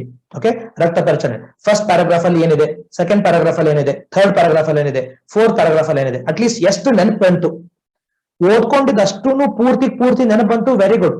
ಅಥವಾ ಫಸ್ಟ್ ಪ್ಯಾರಾಗ್ರಾಫ್ ಅಲ್ಲಿ ಆಯ್ತು, ಸೆಕೆಂಡ್ ಪ್ಯಾರಾಗ್ರಾಫ್ ಅಲ್ಲಿ ನೆನಪೇ ಬರ್ತಾ ಇಲ್ಲ, again go back and read. Correct? And then if it is done, then review. Review ಅಂದ್ರೆ ಏನು, ನಿನ್ನ ಫ್ರೆಂಡ್ಸ್ಗೋ ಅಥವಾ ನೀನೇನೋ ಯಾವತ್ತೋ ಒಂದ್ ದಿನ ಕೂತ್ಕೊಂಡು ಆಫ್ಟರ್ 2 or 3 days ಬಿಟ್ಟು ಮತ್ತೊಂದ್ಸರಿ ಅದ್ರ ಬಗ್ಗೆ ಯಾರಿಗೋ ಎಕ್ಸ್ಪ್ಲೈನ್ ಮಾಡೋದು, ಅಥವಾ ನಿನಗ್ ನೀನೇ ಅದನ್ನ ನೆನಪು ಮಾಡ್ಕೊಳ್ಳೋದನ್ನ ಅಥವಾ ನಿನಗ್ ನೀನೇ ಹೇಳ್ಕೊಳ್ಳೋದನ್ನ ಮಾಡ್ಕೊಂಡದನ್ನ ರಿವ್ಯೂ ಅಂತೀವಿ. ಫೈನಲಿ ಒಂದು ಟೆಸ್ಟ್. ಈ ಒಂದು ರಕ್ತ ಪರಿಚಲನೆ ಬಗ್ಗೆ 1 marks ಕ್ವಶನ್ ಬರೋದಾದ್ರೆ ಯಾವ ರೀತಿ ಇರುತ್ತೆ, 2 marks ಕ್ವಶನ್ ಬಂದ್ರೆ ಯಾವುದು, 4 marks ಯಾವ್ದು ಅಂತ ನಾನೇ ಒಂದು ಕ್ವಶನ್ ಪೇಪರ್ ತಕೊಂಡು ನಾನೇ ಕುತ್ಕೊಂಡು ಟೆಸ್ಟ್ ಬರೆಯೋದು. ಈ ತರ ಏನಾದ್ರೂ ಮಾಡಿ ನಾವ್ ಯಾವ್ದಾದ್ರು ಸಬ್ಜೆಕ್ಟ್ ಅನ್ನ ಅಥವಾ ಯಾವ್ದಾದ್ರು ಕಾನ್ಸೆಪ್ಟ್ ಗಳನ್ನ ಓದ್ಕೊಂಡ್ರೆ ಟ್ರಸ್ಟ್ ಮೀ ಲೈಫ್ ಲಾಂಗ್ ಮರೆಯಲ್ಲ. ಯಾಕಂದ್ರೆ ಫಾರ್ ಎಕ್ಸಾಂಪಲ್ ಯಾವ್ದೋ ಒಂದು ಕಾಂಪಿಟೇಟಿವ್ ಎಕ್ಸಾಮ್ ನೀನ್ ಹೋಗ್ತಾ ಇದೆಯಾ, ಡಿಸ್ಕ್ರಿಪ್ಟಿವ್ ಬರಿಬೇಕು, ರಕ್ತ ಪರಿಚಲನೆ ಅಂತ ಬಂತು ಅಂದ್ರೆ ಇಮಿಡಿಯೇಟ್ಲಿ ನನ್ ತಲೆಗೆ ಬರೋದೇನು, okay science book chapter number 3 page number 17. Page number 17 ಅಂದ್ರೆ ಕಣ್ಣು ಎದುರುಗಡೆ ಪೇಜ್ ನಂಬರ್ 17 ಬಂದ್ಬಿಡುತ್ತೆ. First paragraph, second paragraph, third, ನೀನೊಂಥರ ನೋಡ್ಕೊಂಡು ಬರ್ದಂಗ ಅದು. It is printed here. This is called as SQ3RT method. It is exclusively used for remembering and understanding concept for long term. ಹೌದಾ? ಯಾಕೆ ಇದನ್ನ ಹೇಳ್ಕೊಡ್ತಾ ಇದ್ದೀನಿ ಅಂತಂದ್ರೆ ನಿಮ್ಮಲ್ಲಿ ಸ್ವಲ್ಪ ಜನ ಮುಂದೆ ಮತ್ತೆ ನಿಮ್ಮ ಸ್ಟಡೀಸ್ ಅನ್ನ ಕಂಟಿನ್ಯೂ ಮಾಡಬಹುದು, ಅಥವಾ ಒಂದು ಯಾವ್ದೋ ಕಾಂಪಿಟೇಟಿವ್ ಎಕ್ಸಾಮ್ ಅಥವಾ ಸಿವಿಲ್ ಸರ್ವಿಸ್ ಆದ್ರೆ ತುಂಬಾ ನೆನಪಿಟ್ಕೋಬೇಕಾಗತ್ತೆ. ಅಂತವೆಲ್ಲ ಬಂತು ಅಂದ್ರೆ ಮೇ ಬಿ ನಿಮಗಿದು ಹೆಲ್ಪ್ಫುಲ್ ಆಗ್ಬಹುದು. Survey, question, read, recall, review and test. Just the same way how do you watch movies. Trailer ಹೋಗ್ಬೇಕೋ ಹೋಗೋದಿಲ್ವೋ, ವಾಚಿಂಗ್ ಮೂವಿ 1 ಸತಿ ನೋಡ್ತೀವಿ, ಒಮ್ಮೆ 2 ಸರಿ ನೋಡ್ತೀವಿ, ಒಮ್ಮೆ 3 ಸರಿ ನೋಡ್ತೀವಿ, ಅದನ್ನೇ ರೀಕಾಲ್ ಮಾಡ್ಕೋತೀವಿ, ಅದ್ರ ಬಗ್ಗೆನೇ ಮಾತಾಡ್ತೀವಿ, ಚರ್ಚೆ ಮಾಡ್ತೀವಿ. ದೆನ್ ರಿವ್ಯೂ, ಇನ್ನೊಬ್ಬರಿಗೆ ಅದ್ರ ಬಗ್ಗೆ ನಮ್ಮ ಅಭಿಪ್ರಾಯಗಳನ್ನೆಲ್ಲ ಹೇಳ್ತೀವಿ. And finally we take a test. So ಹಂಗೇನೆ ಒಂದೇ ಒಂದು ಸಿಂಪಲ್ ಕ್ವಶನ್ ಕೇಳ್ತೇನೆ ಪುಟ್ಟ, ಉತ್ತರ ಗೊತ್ತಿದ್ರು ಕೇಳ್ತೇನೆ, ಆ ಮೂರ್ಖತನ ಮಾಡ್ತಾ ಇದ್ದೇನೆ, ಬಟ್ ಸ್ಟಿಲ್ ಈಗ ಒಂದು ಕ್ಲಾಸ್ ಅಂತ ಅಟೆಂಡ್ ಮಾಡ್ತೀವಲ್ಲ ನಾವು, ಆ ಕ್ಲಾಸ್ ಮುಗಿದ್ಮೇಲೆ ಆ ಕ್ಲಾಸ್ ನಲ್ಲಿ ಏನೇನಾಯ್ತು ಅನ್ನೋದನ್ನ ನಮ್ಮ ಫ್ರೆಂಡ್ಸ್ ಜೊತೆಗೆ ನಾವ್ ಎಷ್ಟು ಸರಿ ಚರ್ಚೆ ಮಾಡ್ತೀವಿ?